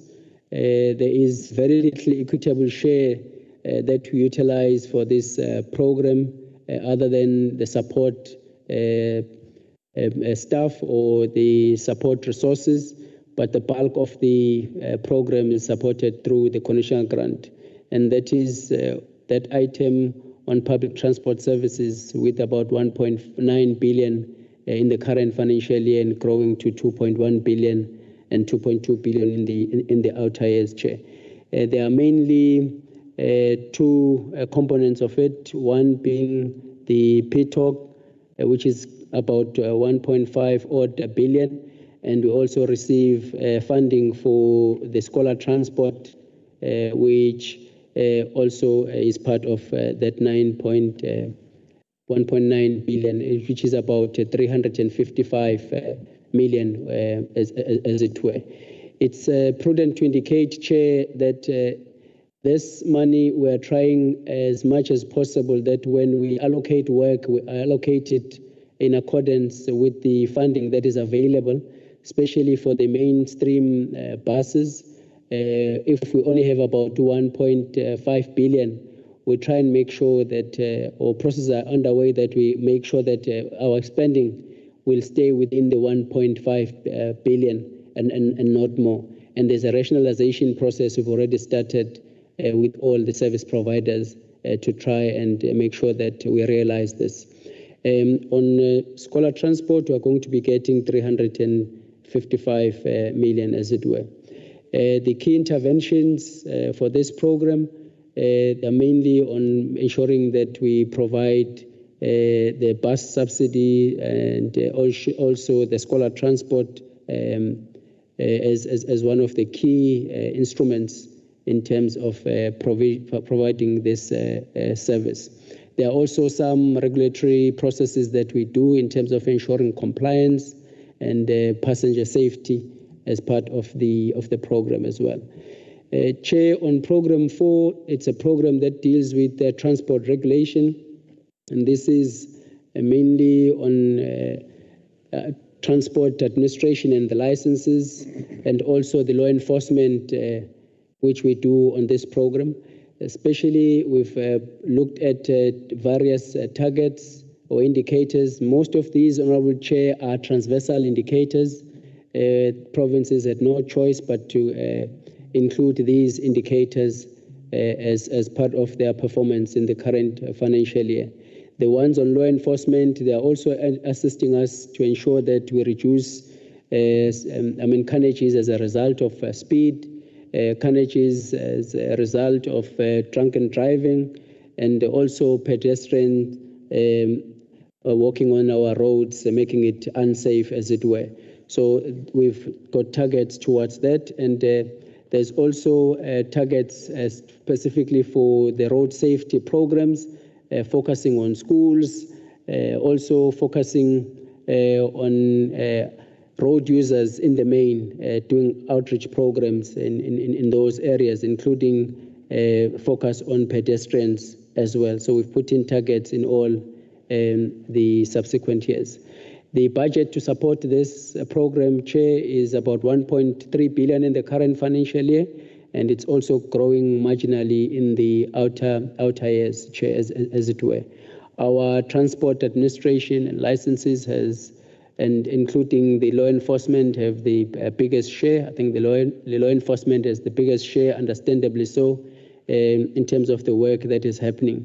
Our Nenzanlaizweni program is really managed through this program. There are also key interventions, Chair, in the interest of time, which I'm not going to read. But then if you go to the last program, which is Program 5, which deals with the community-based program. This is our empowerment wing, which looks at community development, looks at innovation and empowerment, looks at EPWP coordination and monitoring. Chair. This is where we want as a department to contribute in terms of transformation of the sector and ensuring that those who are marginalized, they continue benefiting from the processes of government, as it were. There are specific targets, especially the ones that deal with the contractor development. This is one of the transversal indicators. We've got about 20 that we are targeting this year, and we also are reflecting our employment or opportunities, especially that they'll be in the order of just above 55,000, as it were, and then prioritizing the vulnerable groups as well. The budget for this program is sitting at 55 million. It's increasing slightly in the outer years as well, but this is mainly through the incentive grants which we get allocated, Chair. And it also has the same aspects in terms of emphasis on climate change outputs or outputs linked to climate change to ensure that there is adaptation and resilience that can be achieved through the implementation of these programs, Chair.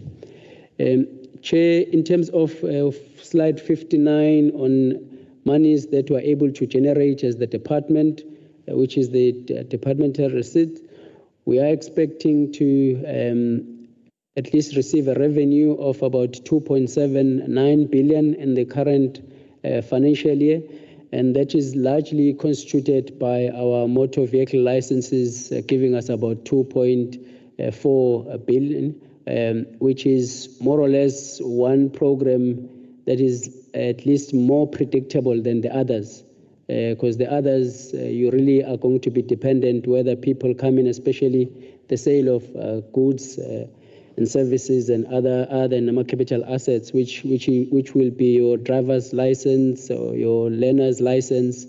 You'll be dependent on the number that comes through seeking to register or apply.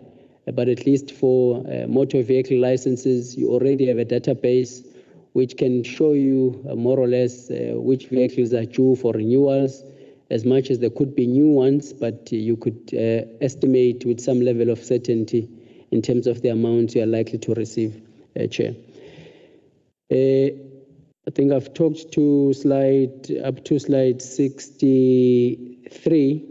Then on conditional grants, which is slide 65, the transfers and conditional grants which we receive. Conditional grants, we receive one which is called the Public Transport Operations Grant, which PTOC, and the Provincial Roads Maintenance Grant, abbreviated as PRMG, and we are allocated an expanded Public Works Program, EPWP grant, Chair. I have already reflected on these grants in my earlier slides.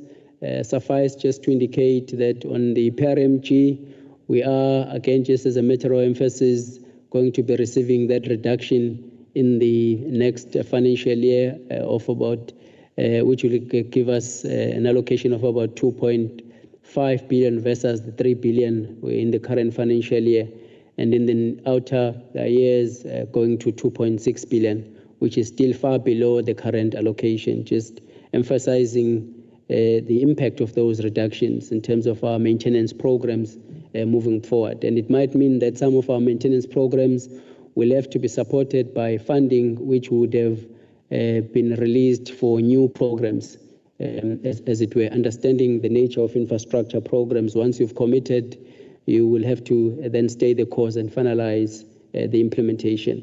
The Public Transport Operations Grant at 1.5, growing to 1.6 and 1.65, and the EPWP grant, I think I've already talked to this. The monitoring of these, which is slide 66 to slide 75. This basically is a demonstration, Chair, on those slides that we are monitoring our conditional grants, just besides the quarterly reports in terms of the frameworks which we need to submit for all the grants. There are processes that we have implemented in the department, especially when one looks at the PTOC. We do have a system where you are able to monitor the implementation through electronic means by a reputable service provider, and also through running or conducting inspections or including the technical evaluations of the vehicles at periodic times. And we're able through that process to be informing our operators of the condition of their services, and if there needs to be improvement, we're able to do so. If there are penalties that we need to also enforce against some of these operators, there's a framework in terms of the information that we are providing, where we're applying penalties for non-compliance with some of the services, as it were. Chair, in terms of the donor funding and agency receipts, we're showing a nil there because we don't receive any donor funding as a department, and this brings ourselves to a conclusion in terms of the presentation by the department, and just confirming that there is alignment of budget with all the other planning frameworks, as it were, and we so submit, Honourable Chair. Thank you very much, HOD, for the detailed presentation for the department. Maybe I will then invite honourable members to raise questions if they are having questions or recommendations to assist the department where they think the department is not really having well strategies to deal with these matters. Can I check from honourable members? Any questions to the department on the presentation? Seemingly, it's like there is no one. Everything is clear. Mzugul, Honourable Seme. Thank you so much, Honourable Chairperson. Greetings to the department and the MEC once again.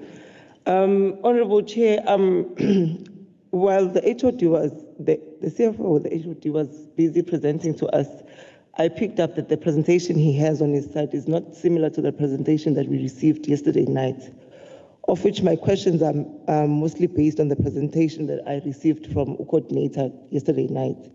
However, I'm not sure whether can I continue asking those clarity-seeking questions based on the presentation that we received, because now the coordinator is telling me that there's actually another presentation that was actually sent today in the morning that is actually more detailed than the one that we received yesterday night.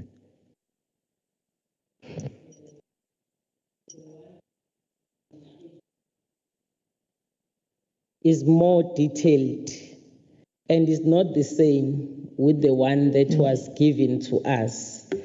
But there are additions, not that they are taking away the one that we have.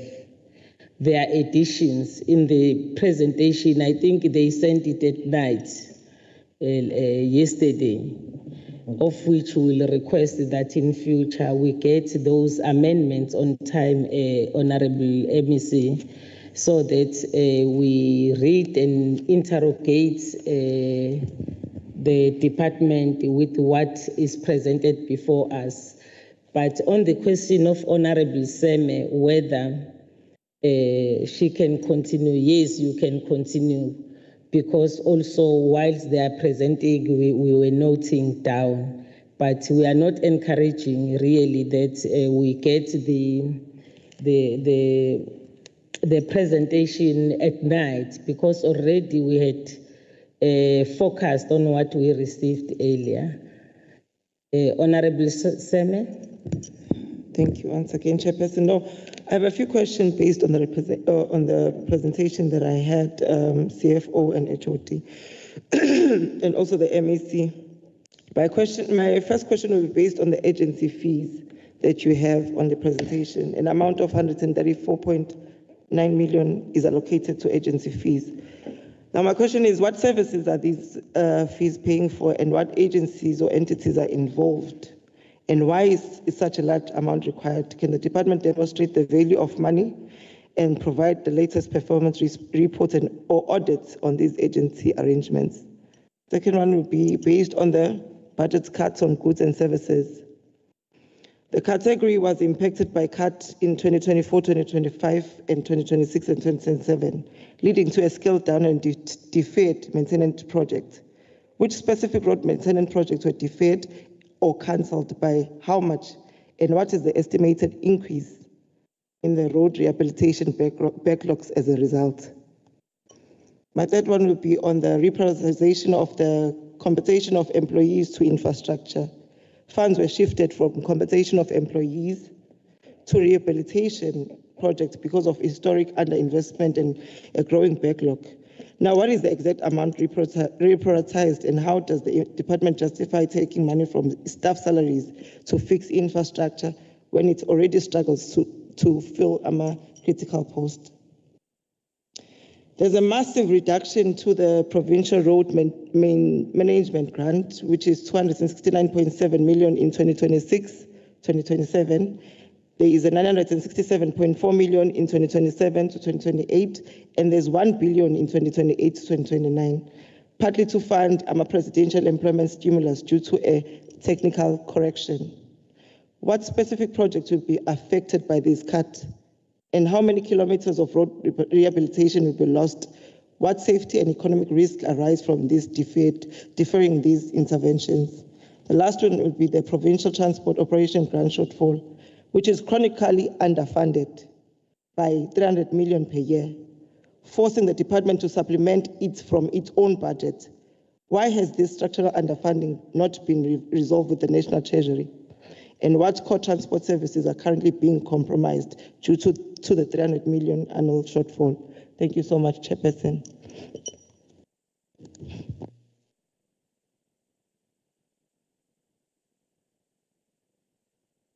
The department captured all of your questions. If there is one that was not well captured, they will indicate so that we can assist with those questions. I will now hand over to the department to respond. Honorable MEC. Let me start by apologizing profusely for augmenting a document, Chair. It is not going to happen in the near future, but I think we're trying to ensure that we enhance the scope. So the team is going to just outline the broad analysis, because we wouldn't want to come to the Finance Committee and our outstanding matters that we felt were still critical for us, so that by the time we pass the budget, everything has been outlined, including the addendum and the annexures. And the team is going to come. Thanks, Chair. Okay, thank you very much, MEC, for just apologizing, because it shows that you feel that something wrong happened. Thank you very much, and we hope that in future we are not going to have similar problem. Over to you, HOD and your team. Chair, I'm going to request the CFO to start with the responses. Then I will also request DDG Nkosi if he has any inputs, and DDG Stola. I'll come and wrap up. Okay, colleagues, when you talk, can you be next to the mic? It's not clearly heard. Thank you to the Honorable Chairperson, the Honorable members of the Portfolio Committee, and our Honorable MEC. Chair, on the first one of agency fees. Chair, the department is party to a principal arrangement for the collection of our motor vehicle license fees with various municipalities and also the post office, which is our agent. When they collect the motor vehicle license fees on our behalf, there is then a 10% fee that we pay them because they are acting as our agent. And that 8% fee is determined by a collective SLA that was signed between us, the municipalities, and the post office for the collection of that revenue. And the money is being recouped from revenue. It's not being taken from our equitable share. Provincial Treasury, I think about 2 or 3 financial years ago, agreed to giving us back the money. And it was then, from that point on, it was incorporated onto our provincial allocation that we get as a department. So it is for the license fees that are being collected by the department, which currently are sitting at about 2.6 billion rand, which they assist us to collect, Honorable Chairperson. Chair, on the issue of the use of or reallocating funding from compensation of employees to fund capital projects, about 2 or 3 financial years ago, when we were looking to fill or do restructuring on our posts, there is a process that requires that we show that we have funding so that we can be able to pay the salaries that are required for those posts. It is common cause that currently the department is an infrastructure department where bulk of the work that is done through contractors. And for us moving towards internal capacity and improving internal capacity, it then means that we have to move money from contractors and put it against compensation of employees so that we were then able to show that we've got enough budget to do our own internal appointments.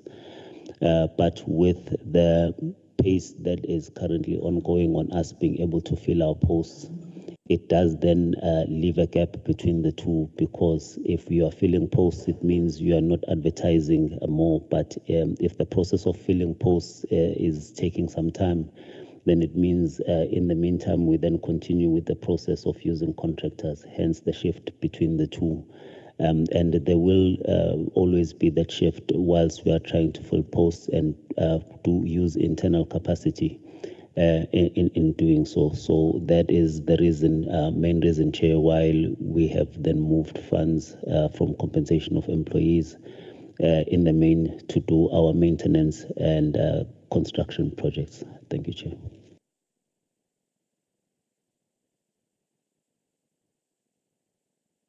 Any addition? No, thank you, Honorable Chairperson, Honorable Members, MEC and colleagues. In terms of the projects that were deferred, I may not have the whole list of projects that were deferred, but indeed there were projects that were deferred. Some were under the program referred to as the betterment and regraveling. Some were the bridges that could not be completed and will be completed in the subsequent financial years. One such bridge was in Kunzana River Bridge, linking Unongoma and Upongolo. But in terms of the reduction we're experiencing under PRMG,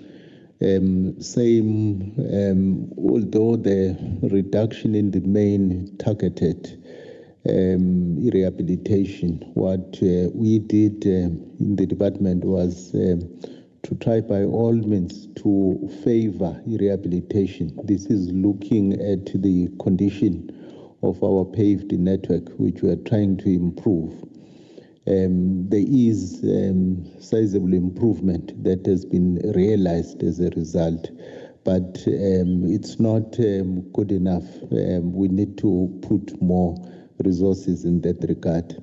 But as a strategy, the insourcing of e-blading managed to release some of the funding because that was the complete insourcing. It means there is no blading that is done externally. All blading is done internally. Although that will require a lot of spending on the repairs of our plant, replacement of the existing plant, and ensure that those units are well capacitated. But that's one other strategy that we are putting in place so that we continue with our programs that will ensure that the condition of our road network is improved. One other area where we are starting to give ourselves some targets that must be done internally is the betterment and regraveling. Although some is done externally, but there is that concerted effort in ensuring that that work is also done internally, because as HOD has indicated in terms of low-level structures, that's one area that inhibits the communities from accessing socio-economic facilities and all those areas. It's where the bulk of the funding will be prioritized in terms of bridges, in terms of the rehabilitation of the existing infrastructure. If I may stop there. Thank you, Chair. Thank you so much. The last one to add, I can see. Thank you, Chair. I'll respond on the PTOG.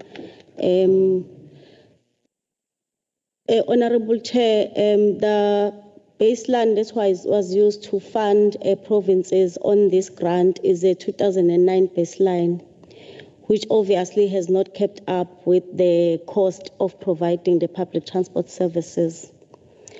In order to resolve this structural underfunding, the National Department of Transport, working with provinces, have now embarked in the process of reviewing all grants that are provided for public transport.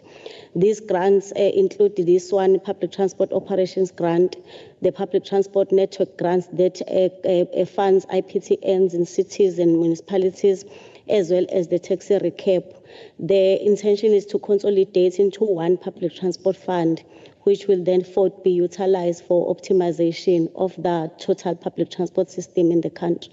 And this does not affect us as a province only, it affects all provinces. Thank you. Thank you very much, Honorable Chair.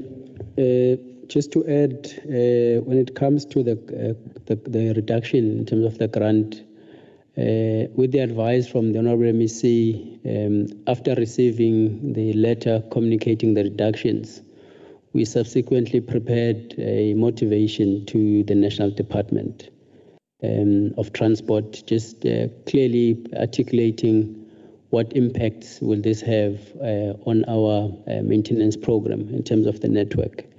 There were specific roads we had identified as part of that, but our submission went far beyond just the actual some of those roads, which included, I think it was P213 or P46. It also included the effect that it's going to have on the corridor, Mkuze, Richards Bay, Fryhead corridor. But we also were able to be emphatic on how this will also impact on the feeder routes to the main corridors. Because if we're unable to maintain some of these roads as a result of the reduction, it means road users are going to be forced to look for other alternative routes. And those alternative routes could be the main corridors or main arteries that it would be, even if it means they take longer distances. They would rather want to go and use N11 and take a much longer route to go to Durban than using a route that will be much shorter. So there are those impacts, but we have written to the National Department. We're optimistic we'll get a response, but knowing how the budget in government operates and that the whole country is operating under a tight fiscal envelope, as much as we're optimistic, but we have made our point through to them with the advice of the Honorable MEC, and we're hoping for a positive response in that regard. Thank you.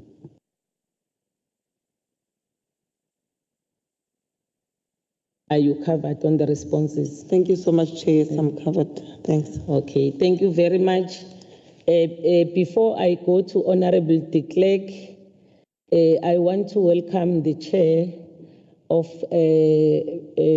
Transport Portfolio Committee. I can see that he's part of us.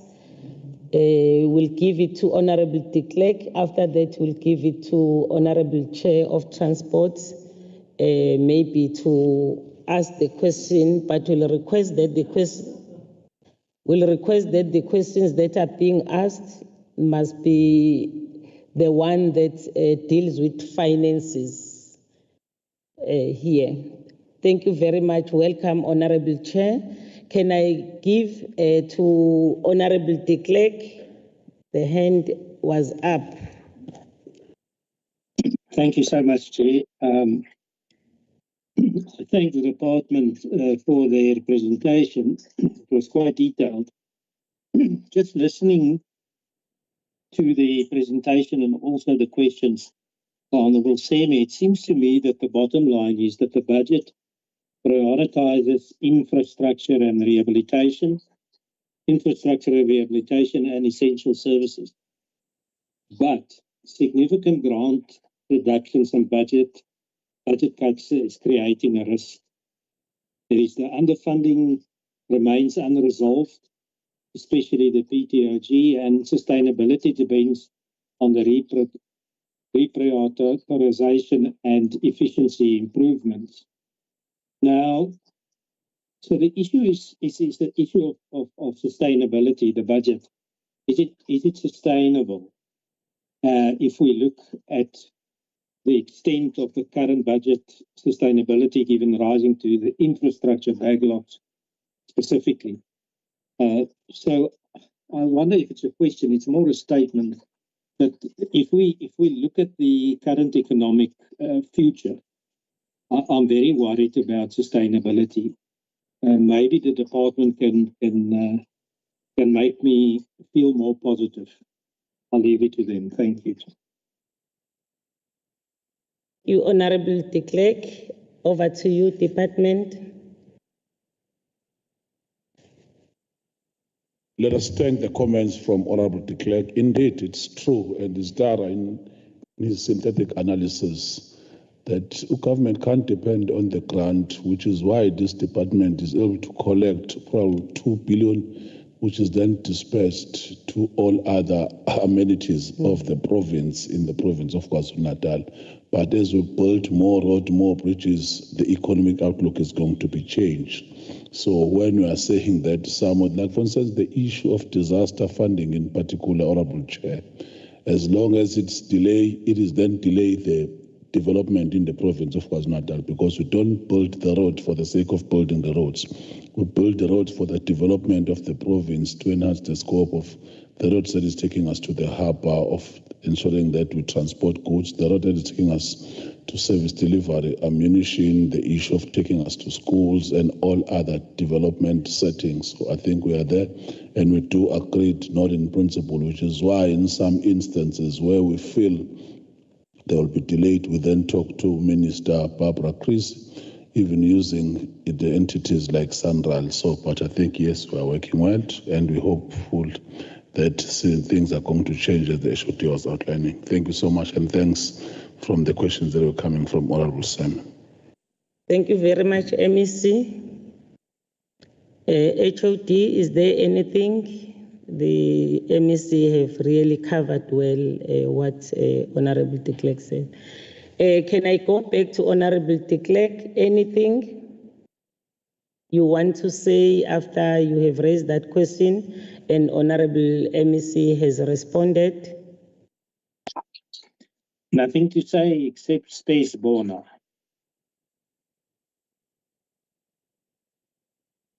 No, thank you very much. Thank you, Honourable de Klerk.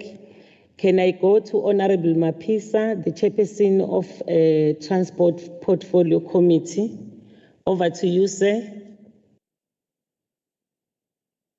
Thank you, Honourable Chair. Greetings to the honourable members, honourable MEC officials from the department. No, Chair, I think earlier I wanted to make the comments, but I'm being partially covered by DTG's tone, because we are being confronted with an elephant in the room. I think it's in program 3. The issue of the funding model. I think the national department gives the provincial department about 1.5 billion. I think transportation subsidy, and about 355 million on the transport. Then the demand on the ground says something else. Currently, the department sits with the situation whereby they must either cut the service that will affect directly the people on the ground. I was making a practical example that in my area, the EBS transport people from 6 a.m. The second bus comes at 8 a.m. The third bus that brings people from town back to home arrives at 2 p.m., the third one at 6 p.m. That means if the department continue experiencing challenges with funding model, they will have to cut either 2 routes, 8 and 2, so that they will be what they spend what they have. Bengagcini sebethi rob Peter to pay Paul. But uTiti just told when she said, the department provincially led by the MEC and nationally, they have started to review ama guidelines that was made years ago. I think it will be covered. But I think, Honorable Chair, one must say as a person who leads the portfolio committee who do oversight, we appreciate umsebenzi wenziwa department. We do go and embark on oversight. For an example, in Newcastle, we went to do oversight in 2 roads. We have received the positive feedback from the community that the progress is going very well. We also understand the technical challenges the department that experience, because the oversight is not only the fault-finding mission, but it's also to observe progress where there is progress and hold them accountable where they are dropping the ball. I think, Chair, that may be those comments that I may have. But as a collective, we must try to resolve and address the issue of funding model, especially transportation services. Thank you. Thank you very much, Honorable Chair. It was just a comment emphasizing on the challenges of the department and all policies that was responded to here, that they are trying to look at all the policies that are dealing with the issues in the department. We appreciate that. Maybe from my side, I want to check the MEC when he was doing opening remarks. He did talk to the projects. That there are so many projects that are there that actually that he came, when he came as an MEC, they were there. Others did not continue because of the cut of the budget or other challenges that the department have, maybe being taken to court, or the ones that were not discontinued because of the budget constraint that was cut when the projects were in motion. So, and then it led to the department not continuing with those projects. Maybe we will request the department maybe to indicate those those projects, whether they are still on standstill or others they have prioritized and they are continuing.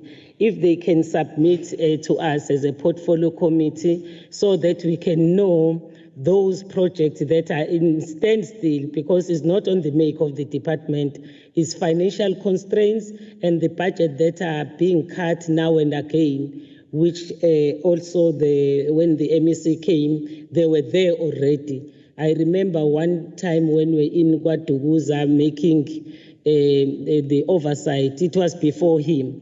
They were pointing to some of the roads that were discontinued. Maybe as a portfolio committee, a standing committee on finance, if we can be furnished with those to say when this particular project was supposed to start, when it was ended, and what is the plan going forward. That is one, colleagues.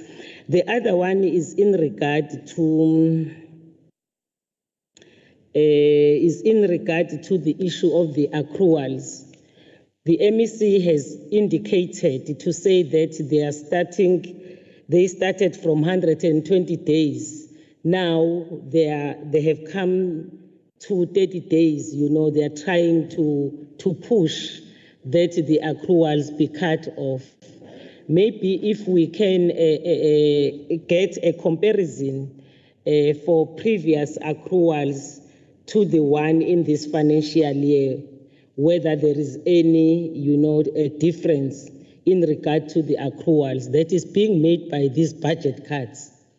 Because it's not something that is a department make, but these cuts that continues in the department really disadvantage them to do the work and also pay the contractors that they have hired. Maybe if we can understand that, to say how many, what is it different when you look at the comparison? Is it going down or it's going up? Because we can see these cuts. It's cuts. There is nothing that is coming up to really assist the department to pay for these accruals. And then lastly, Honorable MEC, I think from the 5th administration, if I'm not mistaken, the issue of the organogram of the department continues not being finalized. Can we check the challenges that the department is facing? We appreciated in human settlement when we were told that now the MEC has signed, the organogram, so it's now fine. But here in this department, I recall, because I came in the 6th administration, it was the same challenge before you even were sitting with you there, Honorable MEC, that time. There was a problem of the organogram. And also the AG always flagged this particular matter. So where are we now? And what is the plan of the department? Because we don't think that even in this in the next financial year, this must really continue. Maybe if you can share with us in particular to this one to say what is the problem of the department finalizing the organogram of the department. Let me hand over to you, Honorable MEC and the department. Thank you so much, Honorable Chair. Let me greet the Portfolio Chair, Vezomkhulu, Honorable Mapisa, and thanking the comments that he made. We're always privileged on the understanding of the deeper details. From your good self, your experience has shown us the reflection of what is currently happening. Specific on the issue of an organogram, let us just promise the Finance Committee that it should be done by this July this year. We've been dealing with it almost on a regular basis, presented. There was a DPSA issues, and we are clinically ensuring that we'll make you proud, because it's something that has been a thorny matter even for us at the level of being an executive member. Chair, it's true, and yes, we are going to deal with it. We will deal with other matters and submit it back to the Portfolio Committee. And I was dealing with a multi-pronged issue, the issue of scholar transport, Honorable Chair, remain and also an Achilles, because when it's not done, you can't compromise the quality of education. We are currently number one. Just imagine after becoming number one, then you're saying that we are no longer going to offer those issues. So we are dealing with those issues, and unfortunately, we are the one who are bearing the brand at the end, which is why at some point in time, 3 MSCs had to meet: finance, education, and transport. But we are trying by all means to come with a permanent solution. So we are clinical. Yes, we are going to submit in the future almost all the projects that are outstanding as part of the addendum. There is one elephant in the room that we are not emphatic when it comes to it, Honorable Chair. The issue of the source, the borrow pits. You might find that there are cartels that are currently controlling it, including ubuholi bendabuko that we are talking. In some instances, in Herigwala particular, there is a project that we had to pull out as a department because there was a demand. And you know that if you are building or if you are going to implement the road, it will not make sense that probably you are going to source probably in 50 kilometers away where you are, because a certain influential people is saying. So those are the issues, but yes, we are going to come back, and we are privileged that we are always given a space when we are accounting, in particular to the Portfolio Committee.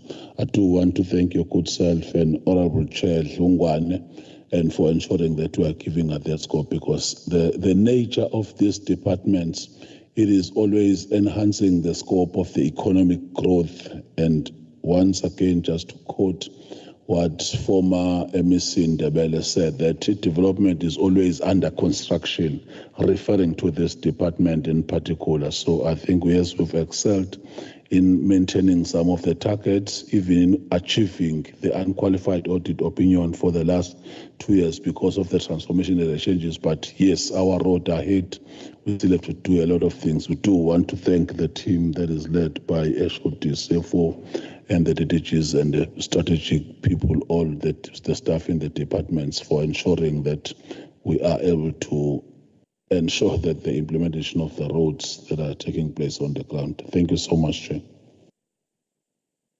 Thank you so much. I think we are coming to end of this meeting. Thank you very much, Honorable MEC, and your entourage for always coming to us when we request you to come and account before us. And thank you very much. We will await those requests that we have put forward, and we appreciate to hear that by July, the issue of the organogram will be the history of us asking when is it going to be finalized. Thank you very much, Honorable MEC. Thank you so much to honorable members, all of you. Thank you very much. The support staff here, thank you very much. The meeting stands adjourned. Thank you so much. Thank you.